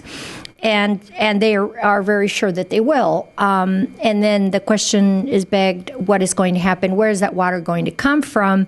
We know what's going to happen to it. It's going to be sold, because there does not appear to be a substantial amount of farming that is being done where it will be used on the reservation, or at least that was my impression. There's a zero-sum game when it comes to water, and right. It's fully allocated, so anytime you have a settlement with a new party or an old party that's new, the water has to come from somewhere. So I think that there's been, obviously if I have water rights that I've never used and I suddenly have them, how do you maximize those. And in many cases, it's anticipated that there will be transfer agreements put in place with those Indian tribes. But until we see it, we won't really know how that affects. In some cases, they're being assisted by states to seek their water in hopes of then being able to buy it from them and have water. Exactly. And the thought is that water come from other states, and they'll gain in the process. But they need to be careful because the water that's given up may be out of their own state, and which probably will be in the long run. Isn't that Nevada, Arizona? Is Or a big it's one, right? trading their lower water right for a higher tribal right. So it's definitely something to keep an eye on. But I think you've seen not only in the water world, but in other areas, the current administration, and in more recent years, a lot of that outreach to the Indian tribes and trying to sort of fix the inequities of years past. So, Director Galindo, I think you probably saw some of this yourself, but in the compact, those tribes were completely left out. Yes. And this administration, and especially the previous Secretary Salazar and Mike Connor, have generated a great deal of goodwill by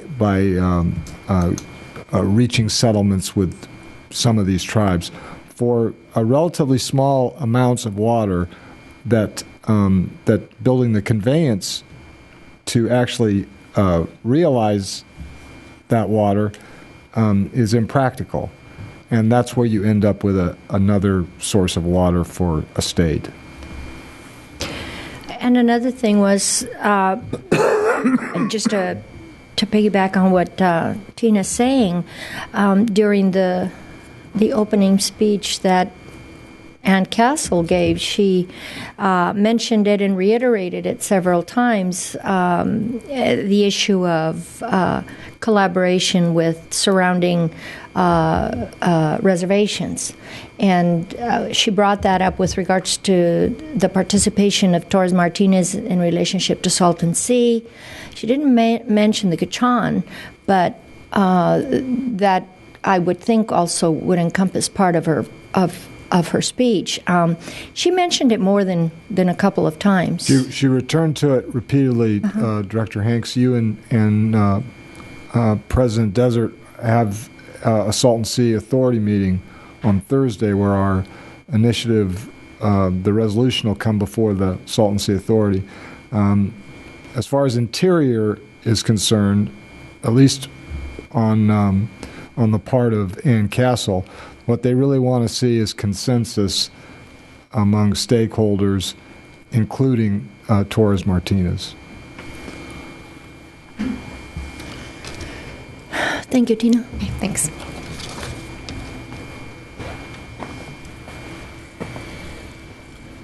Yeah, Lindsay, you have a comment? Yes, thank you.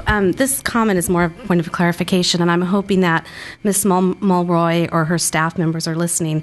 90% of the produce that's consumed here in the United States or produced here in the United States come from the Desert Southwest. And it's about time that these other districts recognize what our farmers and ranchers in this IID does to produce those products. The fact that IID staff was not asked to participate in an ag panel is just completely unacceptable. We should be up there. We should be the voice. We should be the experts on that. And I've known Tina for a long time, and I'm sure that when she made that comment or that request, she just didn't stand back and say, okay. I'm sure she fought for that. So I just want the other regions to know the significant impact that we have on this country. And we need to stand up and demand that respect. Thank you. Mr. Kalin? I'm just waiting on the WCAB. Okay. Anything else, Board, for this Colorado River Resources General Matters update from Tina? I would just comment back to that. They always draw a correlation to the vegetables, but exports from this region and from California as well.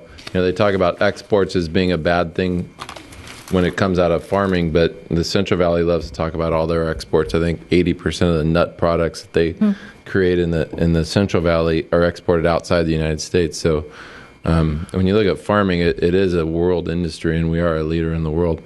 But they love to pick on the desert Southwest because they just look at us as a parched land that doesn't need the water. And, we don't grow cotton anymore, so that's one target off our back. But now alfalfa is the big target. And they've really been picking on that. I see it again and again and again. And I don't know what's going to happen in Arizona, but like I said before, in the Central Valley, there's going to be a generation of farmers lost when water starts shrinking and these guys can't get back into business, grow their business to keep kids in the business and grow long term. And it'll be interesting 20 years from now where this all stands. Do a quick fact check. The ICS account for California is $400,000 annually with a cumulative limit of 1.5 million acre feet. And we have a 25,000 annual cap with a cumulative cap of 50,000 acre feet. I think, may I add something? Just to piggyback on what Lindsay was saying, in one of the in-services or one of the workshops, one of the speakers did say, in reference to Imperial Irrigation District, that it is the largest irrigation district in the country of its nature. But it was said in passing. I don't know that we are, but if we aren't, we're probably number 2. And that's something else that needs to take precedence when we meet and discuss and participate in any of these forums and in any of these interactions, because I think that the time of us just being down here, those times are over. We're not only at the table, but we're key players at the table, and we need to reclaim those seats. And I think we're working to that end. Just so you're aware, I will be speaking at the California Irrigation Institute, as Jesse mentioned, in Sacramento in January. I also just had a confirmation to speak at the Family Farm Alliance conference in Las Vegas in February. I'm on a Law of the River, Colorado River panel, which is sort of the big Colorado River annual meeting for lawyers in Las Vegas in March. So I do think that the more opportunities we have, the more we get invited back on those type of issues. Thank you, Tina. Next up, an information item on update by the Water Conservation Advisory Board Chairman Al Kalin. This is information item 27, page 161 of the agenda. Thank you. Al Kalin, Westmoreland. We held our December meeting last week on the 12th. At the start of the meeting, we had no quorum, so we listened to public comment and the monthly updates from Mike Pacheco and Henry Delonte. Finally, at 2 o'clock, one of the WCAB members arrived to make a quorum, and so the meeting commenced. We discussed the on-farm conservation program first. Darren Fillmore updated the group regarding on-farm contracts. He reported there are only 5 contracts ready to review. Mr. Fillmore said the bottleneck seems to be with the baseline. The computer program is intolerant of any inconsistencies, of which there are many, and it's causing data to be cast aside. He also reported that the website template is under review. January 1st is the final date to get the farmers enrolled in the program. This is my own opinion that farmers are extremely frustrated with this whole process. We spent a great deal of time and effort and capital after being told about this program that would be on board, and here we are just a couple of days from the end of the year, and the contracts haven't been finalized. I don't know what can be done about it. The next item we had on our agenda was the IID System Conservation Program update, and I think we've thrashed that out thoroughly already, so I won't go over it again. Mr. Ben Brock reported on apportionment procedures for equitable distribution. He said he wasn't receiving very many questions on the calculations of the water history and cited some examples of how water history is easy to correct and some that aren't so easy. And he reported that the deadline to contest the water history was a couple of days ago on December 16th. And that was all we discussed at the meeting. The next meeting is scheduled for January 9th, 2014. I emailed to all you board members the attendance record of the board members for your use. Any questions? Al, I understand that there was no vote taken on the system conservation. We had no quorum to take a vote. I thought you just said that at 2 o'clock you had a quorum. No? And in the middle of... and then people started to leave. Yeah. Okay.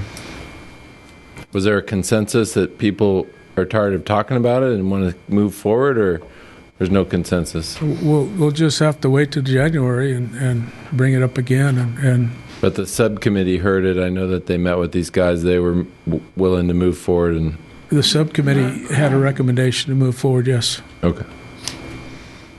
What was the framework of the subcommittee's recommendation as compared to what was presented to us today? Well, I think they were recommending to approve the projects that were presented today. Or, I don't think they were exactly presented today, but they were in the presentation, some of them. Move forward with so I would assume the MWA would go to the WCAB and try to get a quorum to show up and vote on it, and we'd see it. Is that true?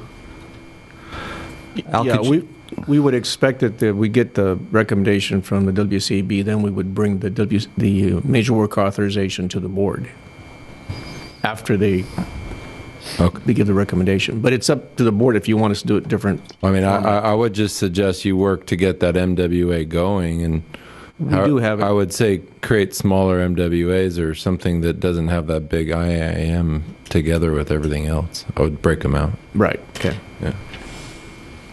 Okay, anything else for Al? Well, thank you, Mr. Kalin. Thank you. Next is Water Department General Matters, information item 28, page 162. Mr. Silva. Yes. Good afternoon. On the TMDL's update, you remember it's 6-7 months ago we had Jose Angel from the Regional Water Quality Control Board come to you and say that they're going to change the way that they administer the TMDL program to where they're going to charge the farmers basically for the right to discharge. They were going to do Bard Irrigation District first, then Coachella, and then us. Actually, Blythe, Bard, Coachella, and then us. But it appears that they've kind of speeded up the process. Anyway, we're going to meet with them on January the 8th, and we're going to meet with the Farm Bureau before that, sometime before that 8th meeting with them. At issue is going to be that the Regional Water Quality Control Board wants to have the district collect the fees that they're going to impose on the water users, because it's easier for them because IID has the ability to either file a lien on somebody that hasn't made the payments or can has a way to recover the cost. But again, that's something that the board would have to agree to. So anyway, we're going to meet with the Farm Bureau and talk about what kind of position should we take and moving forward. Well, when you discuss that with the Farm Bureau, though, they should know that our means to recover those costs is not 100% or perfect by any means. In fact, we're currently working on our water pipe accounts, getting better at collecting those bills, those past due bills involved. That's correct. So we need to, not to use a bad term, a no-sum game. We need to be covered that we're with some of those uncollectibles or some of those participants that don't pay, that the IID agency, if we're held accountable for those revenues, somehow it's accounted for in a separate account, and the TMDL people know this. If they want the goddamn money, let them collect it. Well, and that's the issue that we need to discuss more about how it's going to happen. So because all they're making us Gestapo thugs of the state because they don't want to do it. Screw them. If I can comment on that real quick, Mr. Kuhn. If the state collects the money, the cost to the farmer is outrageous. It's so much cheaper if we can develop a coalition. It was 56 cents per acre.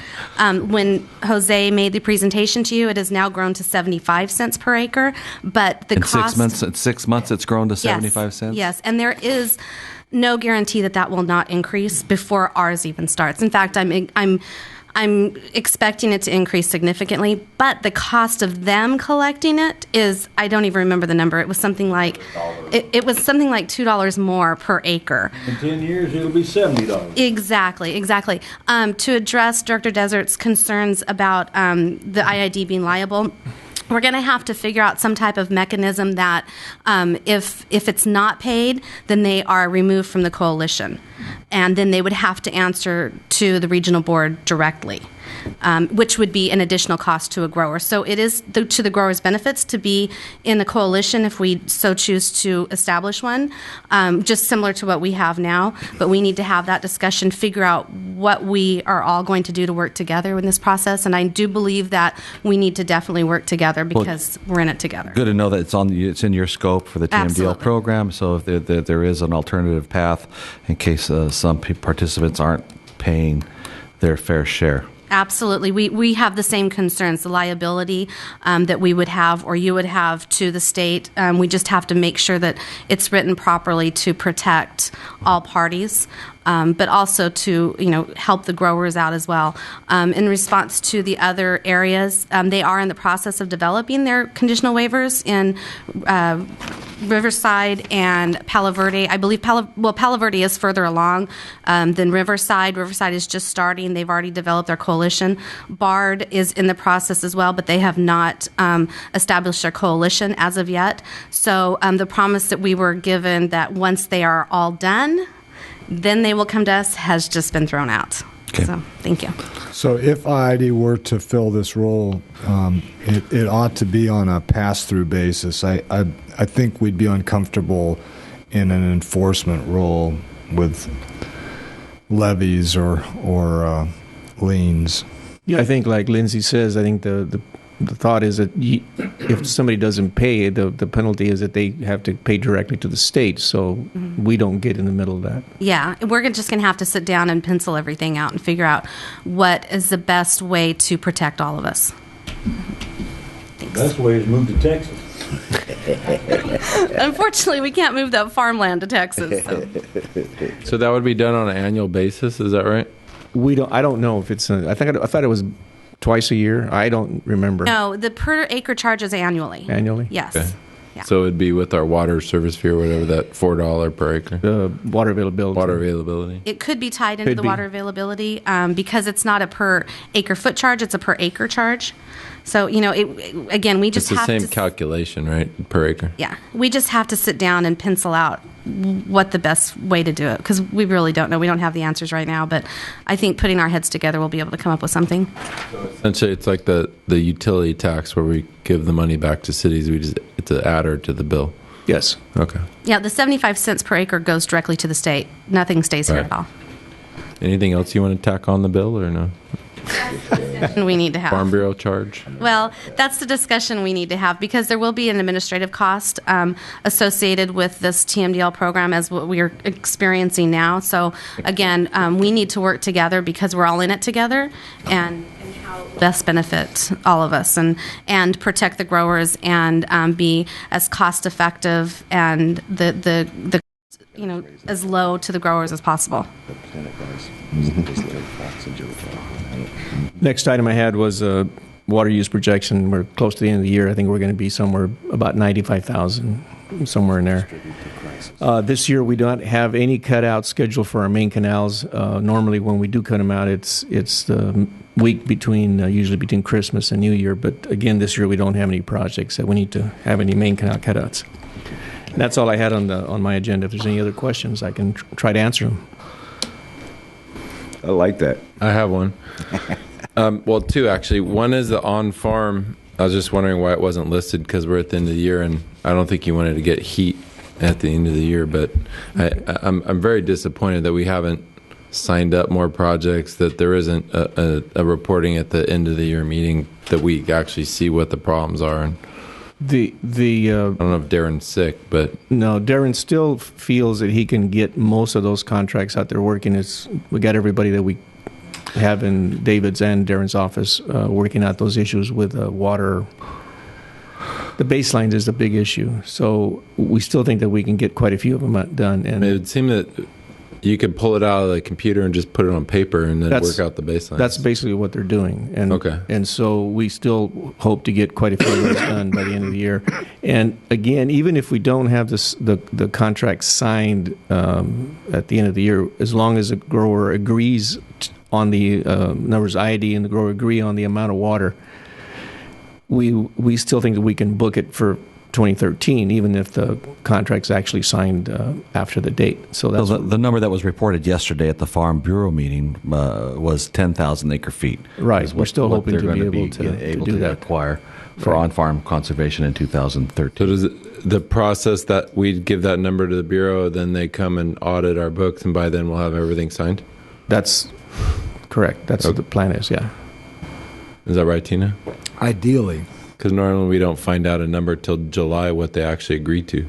Well, no, the number usually is in January, just that we don't get the finalized number till May or so. We actually submit numbers to the state board in March, and we need to provide numbers to the Bureau in mid-February. So it just becomes a timing issue that we need to submit things. So right. I don't have a problem with signing contracts after the fact if the work occurred, but if we can't get those numbers to the Bureau in a timely manner to be documented, they don't go back in time in accounting. It is an issue. It has been raised by San Diego because we are supposed to be generating 14,000 acre feet this year. 20,000. 20,000 acre feet this year, but we do have that overage to draw from in 2013 from fallowing, but we are. Well, I think it's important to note that San Diego's bringing that up as a concern, and I think there's trying to schedule a 2-on-2 board member meeting by the end of January, and whoever the two ID board members are, we need to be able to bring that up, their concerns as well as any other concerns that should not be concerns, in efforts to work together collaboratively. So is the issue with San Diego that we're not following the on-farm and system conservation savings, or that we're not delivering them enough in water? In 2013, we have sufficient volumes that match the criteria. I'm told in 2014 we look good too.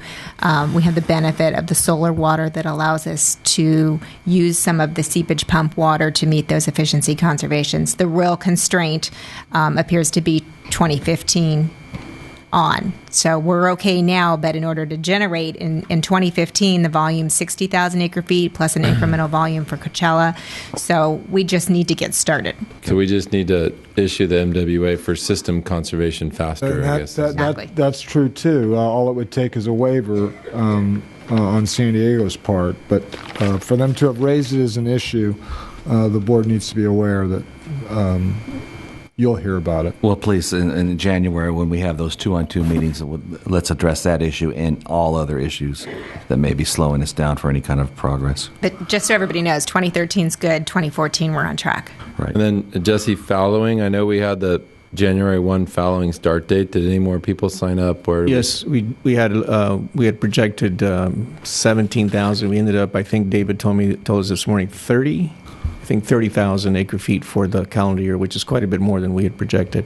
So, of course, what's happening is then the number required for the 14-15 is going down to 190,000, somewhere in there. We're still looking at those numbers. Yeah. It's a range. 170 to 190 is the volume of water that we need to contract for that's still hanging out there. So that's will be the target for the next fallowing program. 170 to 190 for next year? Correct. And then we could potentially take off the 319 water off of that would help us? We've already had conversations with the Bureau to set up a meeting in January to see how to go about booking that water in 2014. There's a couple different options, but obviously our preferred course is to work directly through reclamation. There's some issues with Mexico not wanting to have their conversion of ICMA to occur until after they implement projects, but we're brainstorming some different ways to go about So doing that 170 to 190 number, is that after we take off the 23,750 from 319? No, that's assuming that that doesn't happen. So with that, the numbers would go lower. The reason you have the range is we have a 40,000 acre-foot conservation obligation from efficiency. So if you don't get all of that water, we're providing some flexibility. But that water will definitely be booked in 2014, either at the river or through Metropolitan. Yeah, so then the question comes up, do we book it sooner rather than later or wait? So even though other partners may want us to wait, I think it's prudent that we book it as soon as possible and start running total for the year, since it is a big water transfer year, to make that mark so we can show the progress and also take the pressure off of our tenants, farmers, and property owner farmers for any of those individuals that are in fear of additional fallowing taking away any opportunity to farm. correct, and we're in the process of doing that. We've already been in contact with Bob Snow from the solicitor's office to talk about how we might encompass that from an accounting standpoint, and then the funding issue too. So another thing that's also we need to get going on quick is the 14-15 Fallon program. We had talked about a different kind of program, so we need to get going on that and define that program so that we can get those solicitations out there as quick as possible for guys to make plans. And so I know we were kind of waiting for all this issue on 319 to go away. So now that we're done with that, we need to get back to defining what is that new filing program. That's the Understood July loud and clear. 1. Yes, July 1 through... I think more specifically we're talking about farm unit fallowing, and that would be more for payback purposes where everybody would be in equally. And that might be a necessary tool that we need to have in our pocket in the future so some type of crisis come. Jesse, as far as the water that we're looking at Western Farm ground to potentially fallow and tenants would be able to give water back or essentially stay off the ground that they had rented, that program... water did we generate off of that? Any idea? I can't remember the numbers that we generated because we had so many numbers. I didn't get that report this morning. Do you have it, Tina? just making sure I'm looking at the right column. Because that was another fallowing program, right? Well, we use In the same criteria. 2014, we're looking at approximately 30,000 acre feet from the western farmlands. And So it's 5,000, 6,000 acres? About out of 20? Out of 18. And I think only 15 actually has enough history to... Okay. So it's out of 15,000. it's still subject to the same eligibility criteria. And then of those leases that we're renewing at the end of this year, did we renew those leases and then enter in a fallowing contract, or did we cancel the leases and just... We're not canceling leases. We're just adding another year to their lease. In other words, for them and to they're fallow. fallowing? Yeah. It's the way I didn't know that we gave that direction to re-enter into a lease. I thought if a lease was going to end, that we didn't renew. Oh, the lease. ones that were going to end, yeah, but the ones that were still in effect, we added another year to them. So Okay. Yeah. So if they entered into fallowing, they got an extra year at the back end, right? But not so they can fallow again.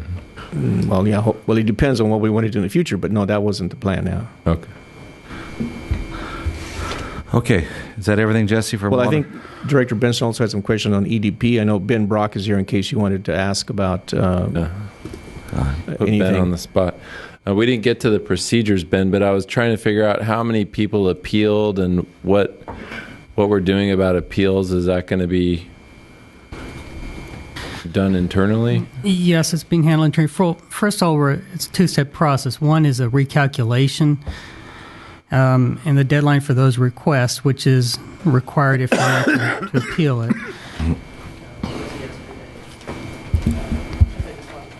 You hear me? Yeah. Okay. Approximately 20 parties have requested a recalculation.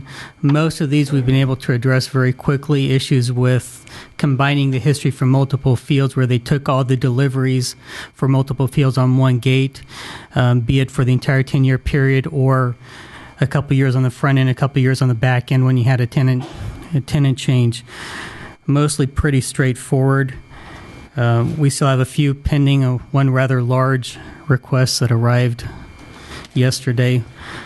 But we're working through that, working with the customers. Mostly an issue of going through and correcting data, correcting acreages, all very straightforward. That we have had some concern addressed, request for calculation based on the fact, the admitted fact that there was no farming on the ground during that period.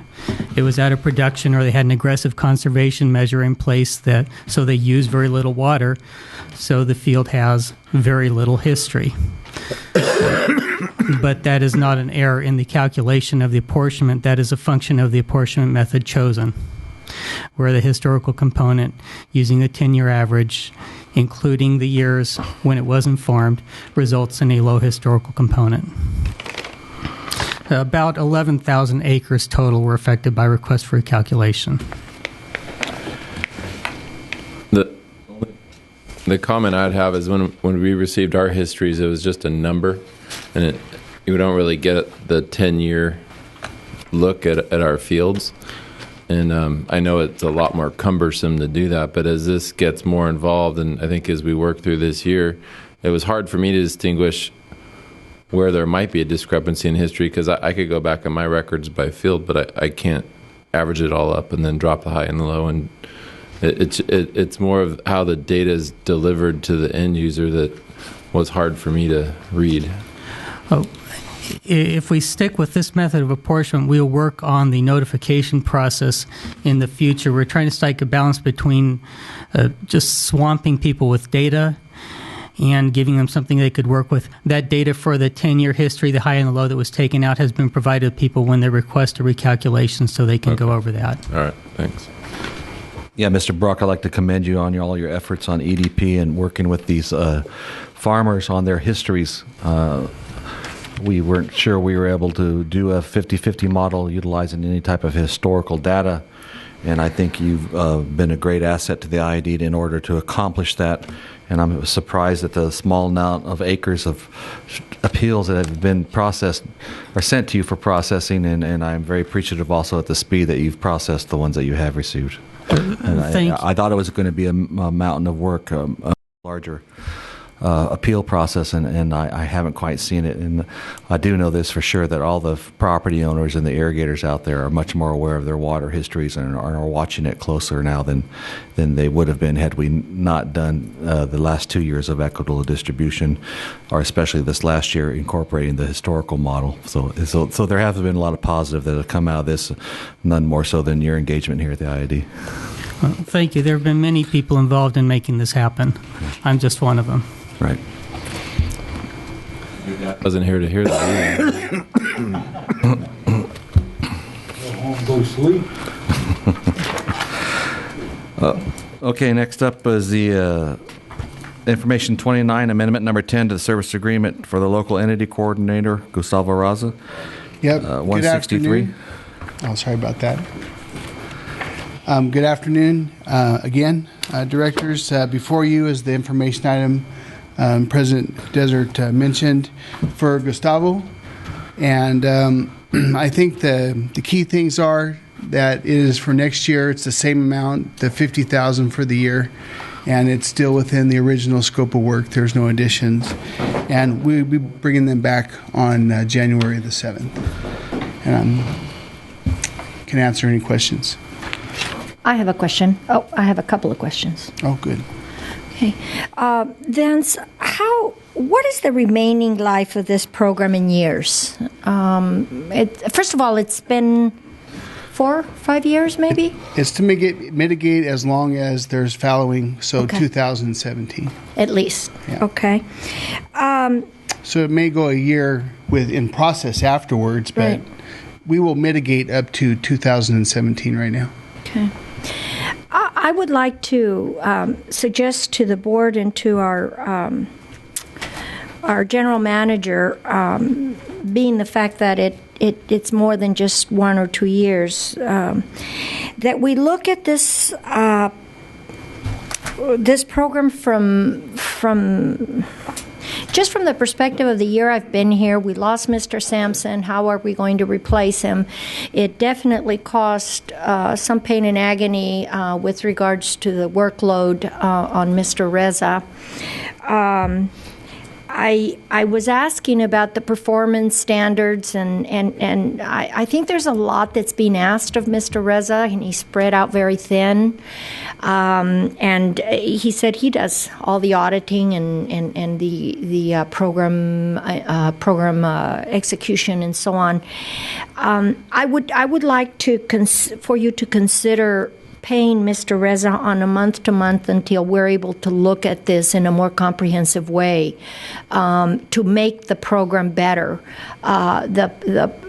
Just the fact that we went through this issue with the appeals process brought out several inconsistencies and areas where we need to improve. And I am hesitant to renew at least this time another contract without actually really seeing the scope of work that he's doing to ensure that he's compensated accordingly and that all of the milestones are being met. And frankly, I don't think that coming back in January with an approval for this for another year without looking at the entire scope of this program, I don't think it's fair to Mr. Reza, and it's not fair to the local entity and the agencies, the 90-some agencies that have applied, and even if only 10% are funded, I think that we really need to begin to look at the purpose and the manner in which this program is executed. I ask for your consideration of this suggestion. Just one point of clarification. We do have Candace on board, who helps him considerably. Yes. To basically replace Mr. Sampson. He also has staff help. Sandra Correa helps both of them tremendously, as well as some effort on my part as well. So it's not that he's the Lone Ranger on these things right now. But I do have them broken up as Gustavo's the lead on the non-competitive or the competitive. That's kind of his forte. And then when the non-competitive rolls back around, you'll see Candace more in the lead on that because of her experience in the farm community. I think the entire program needs to be looked at thoroughly. Sure. And that is my concern. And I can take direction on that. Thank you. This $335,000, is that annually, or is that since this thing was... That's since he's been contracted. This is the 10th. $50,000. 6 years. Right. Yeah. I would concur with Mrs. Galindo's statement, just in the sense that I've been on the board a year, and it's taken me a year to figure out this program. I mean, there's a lot to read through. There's a lot of paperwork, and I think understanding all the grants activity that's going on in the Imperial Valley, we definitely got a lot of people interested in our program, which is great. But I think because there's so much interest, maybe we need to hone in on what we're really targeting. Sure. It used to be kind of broad brush, just anyone apply. And when I look at all the people that are applying, some of it doesn't really seem to target what the original intent was. I think that's always been there. This is in just a much broader scale right now. Yeah, but I mean, that increases the workload, which if he's getting paid what he got paid last year and he only had 10 people apply and now he has 90 apply, it doesn't even seem fair that you have to do double or triple the workload, whatever the numbers are. Well, but he'll only work on what's funded. So, the process now is much bigger. It's going to be bigger than we've seen, and I think, in fairness, that's a legitimate. So that's going to cost more. Yeah, but once it's funded, his requirement to oversee those will be with whatever's funded. All right. One more question, Vance. Yeah. Is there? I was looking at the document, which is the description and the deliverables on page 164, and it's extremely vague to me as to what is expected of him. Is there additional Is there a job description, for lack of a better term? Duties are outlined specifically in his contract. Okay. But- And that's not included here because I don't see it. Is there a way that I may see that, please? Copy of the contract? That happened, no problem. But again, I just I want to, number one, ensure that he is compensated, or whomever takes that is in that position is compensated accordingly. But more importantly, I want to ensure that I can't change what's been done with this money and where it's gone in the past. What I can change, or at least attempt to, is ensure that the money goes to the population that it is intended to serve in the first place, which is displaced farm workers and ag workers. And so looking at the proposals, some of them I had a difficult time reconciling. And when I read them, perhaps that might make a difference. But I think we have really veered away from what the initial purpose is. I may be wrong. But nonetheless, I don't want to beat a dead horse to the ground. I would like for us to reconsider this, but in the meantime, to ensure that he is compensated and that he's compensated accordingly on a monthly basis until we're able to look at this. Okay. And I'm not thinking of stringing this out for 6 months. I just think we need more than the January 1st or the January 7th meeting in order to look at this. Okay, is it jump in here? Well, go ahead, Mr. Hanks. The number of applications we have is just because we let this thing get too broad. It's just become like generic. And in the first year it was of a smaller nature. I think there was like 17 or something like that application. Correct. So it needs to be clarified what the purpose is. It needs to be honed down. You can't use this money to build a bureaucracy here. Right. And a new RFP can address all of that. Yeah. No problem. The money there should be pretty consistent, but the amount of work has snowballed, and I won't blame that on Gustavo. No. Because there was a lot of different factors involvement, but we need to pare it back, and so that this salary here is commensurate with the amount of work. Agreed. And the 94 applications were just out of sight. Right. Yeah. So as we move forward, we can take some better plans at scope or the design of this program, but we've already have 84 applications in at this time on the current program year, and we don't need to do anything to slow down that process. Right. And one point that I would like to just make, I'd be happy to take direction and work with Gustavo within the bounds that the board and the general manager sees fit, but I kind of have to come back in January because I got to be able to have a way to pay him until we can make those amendments to his contract. So, Fine. Okay, very good. Not only do you have to have those until that's issued, but then there are benchmarks they have to meet, and he monitors those. Right. But again, I would take direction and change this whatever way. So when is the next solicitation for the next local entity? Isn't it every 6 months you do one? No, I try to do one every alternating year. So one year we'd have the competitive, the next year we'd have the non-competitive. So this next year we'd be doing the non-competitive, which is the grower one. And we're redoing the RFP on that right now. Does that need to be stretched out so much? Because every year we're fallowing, and this coming year we're going to be fallowing more and more, and it kind of seems like the longer we stretch it out, it hurts people more and more. I would say that we can do it on the timing that you would need, but then we would need more people. It's a handful for 2 people to do alternating years even. And I think this is what's going to fall on the lap of our general manager. Yeah, I mean, I think it needs to be staffed accordingly in order to keep up with the demands. And the other thing I'd bring up is, the Imperial Valley Community Foundation does a lot of grants, and they're being set up now as one of the places where you can put foundation money and they'll issue grants and do things, and maybe we can coordinate with them somehow.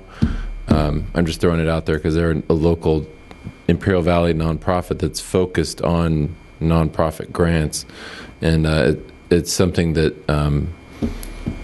I don't know if that's the right place, but there's a number of entities out there that do grants in the Imperial Valley, and I think we need to coordinate if it's a roundtable. I don't know what it is, but talk about where all the money's going in the Imperial Valley and where we really need to focus going forward.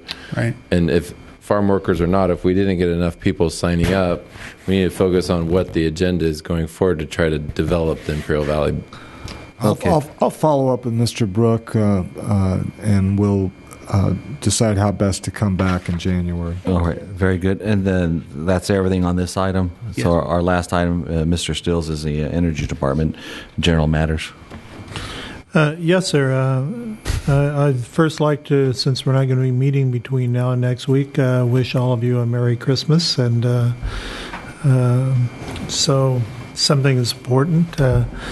But I'd like to tell you that I did attend the T-Solar, the Soul Orchard Solar Project Installation Dedication Ceremony last week.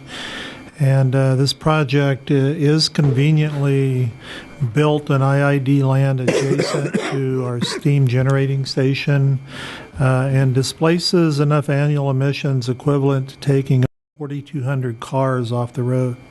And that helps us in achieving our greenhouse gas mandates generated from AB 32, California Global Warming Solution Act.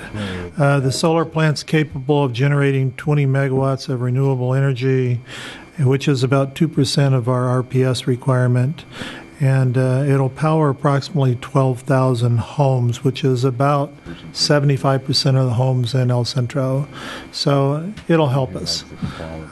Secondly, as Director Hank said, he and I did travel quite a distance to get to Ventura.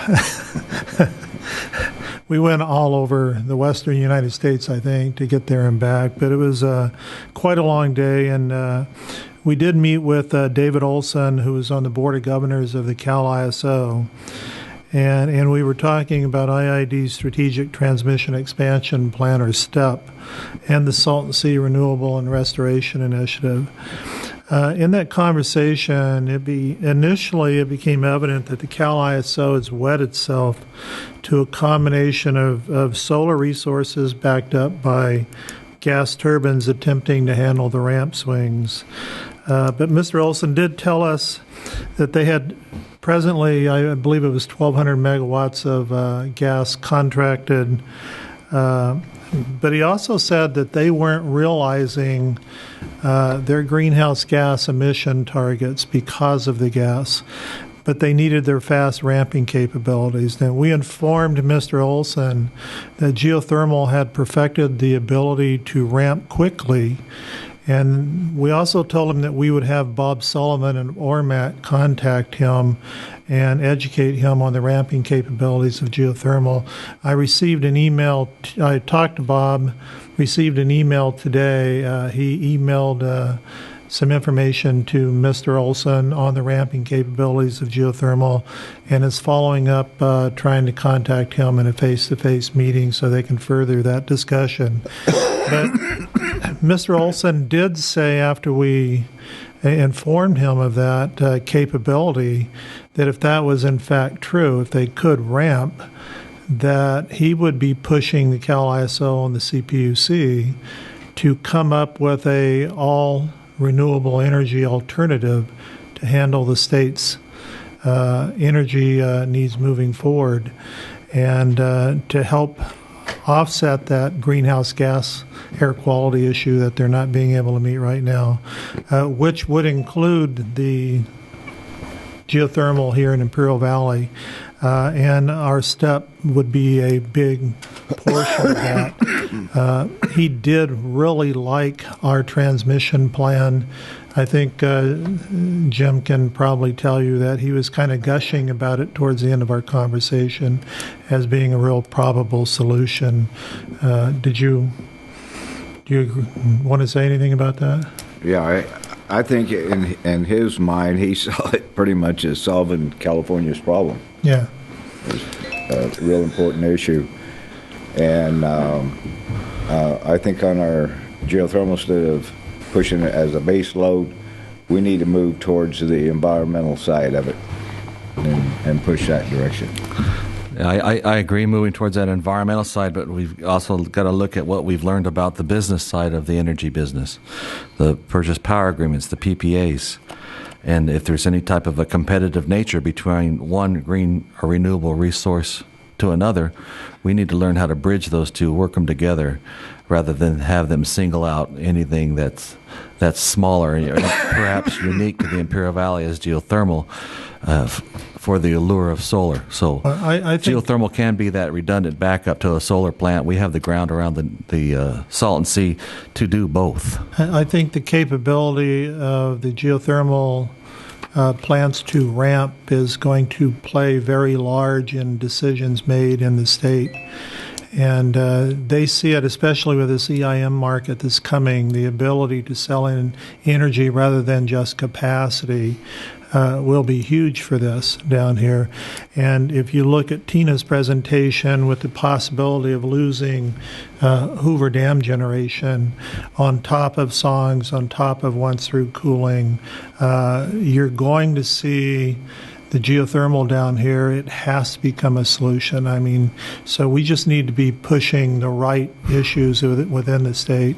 And I think our discussion with him, his eyes just opened up during that meeting in seeing this as an overall potential solution. Carl, is it geothermal not doing a good enough job selling themselves because they were priced out and everyone just didn't want to listen to them, or what? Well, I think that the lobbies for, and he even mentioned this, that the lobbies for gas and for solar are much better at selling their product than geothermal. The meeting that I went to in San Francisco, where I actually met with the geothermal board of directors up there, they themselves said they weren't doing a very good job of selling themselves, and they're starting to redouble their marketing efforts to get their product back in front of California. So they're starting to mobilize, which will help because they'll be pushing at the same time we're pushing. Well, I noticed on one of the football games there was a natural gas commercial for natural gas power in Georgia or something. Yeah. Like, what do I care about Georgia? But it runs all the time. They're pushing it all the time. Yeah. Well, geothermal has to step up to the plate. They've identified that as one of their shortfalls. Hopefully they'll do that. Bob sent me, I'll forward this to each one of you. He sent me a cut sheet on geothermal that Ormat has developed, and I'll go ahead and send it. It's part of what he sent to Director Olson, or Governor Olson on that CalISO's board. So is this going to be a focus of the renewable energy conferences here to show how the Salton Sea Initiative can help this fast ramping and environmental? And I mean, you have to get people to attend too. So that's in March, right? That's around St. Patrick's Day. It needs to be, as it stands right now. It's one hand clapping if we have an event down here and everybody comes to it and then everybody leaves and everything stays the way it is. Yeah. It's not just natural gas, but solar is, they've done laps around everybody else. Wind, even algae has a more effective lobby than what we've seen out of geothermal. That's incredible. Well, Mr. Olson actually said we should really be pushing that greenhouse gas issue. Air quality and environmental justice, I think, is the key. In Hueso and Perez's office. Is there a CalISO conference or something where you can kind of get their attention and do a big push, or can the IID get into that sort of marketing approach as well? Well, actually, we are in the process right now. I think Antonio is not here anymore, but from a Salton Sea Renewable and Restoration, a communication plan was being developed. From the STEP side of it, a communication plan was being developed. Now, Antonio's been assigned to try to draw everything together, and we're filling out an entire communication plan. Who's going to go where? Who's going to talk where? And I just responded to an email that he sent out last night trying to aggregate that information to finalize that communication plan. I know Antonio's good at knowing who to talk to, but I'm wondering if we don't get more of a marketing approach at trying to sell the message. Yeah, so actually We are moving in that direction. Carl has a STEP program that's in front of ISO. It's submitted to ISO. In fact, we're getting. I got an email from the ex-head of FERC. It's 2 weeks ago. It's the other regulators that we really have to take on, and that's CPUC. The Energy Commission is supposed to have a. I don't know what IPER stands for. It's some acronym. Much like our integrated resource plan. Right. But Karen Douglas is hoping to be the assigned commissioner to it, and it's supposed to be dedicated to Salton Sea, and that's in the first quarter of 2014. We'll be trying to get the right people to go.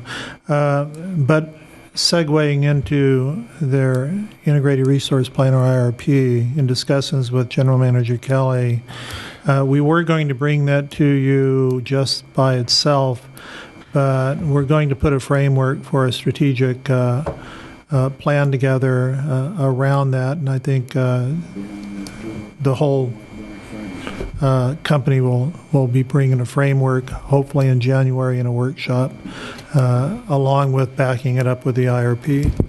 Now, Kevin, is that just going to be power, or are we going to look at water too?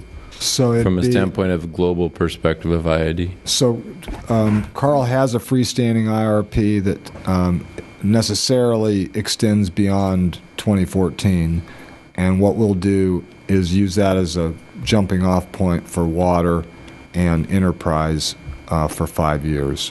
And Carl and I and Jennifer Goodsell in my office are going to work on that. We'll bring it to you in open session in a workshop, and then you can give us direction about how to modify it.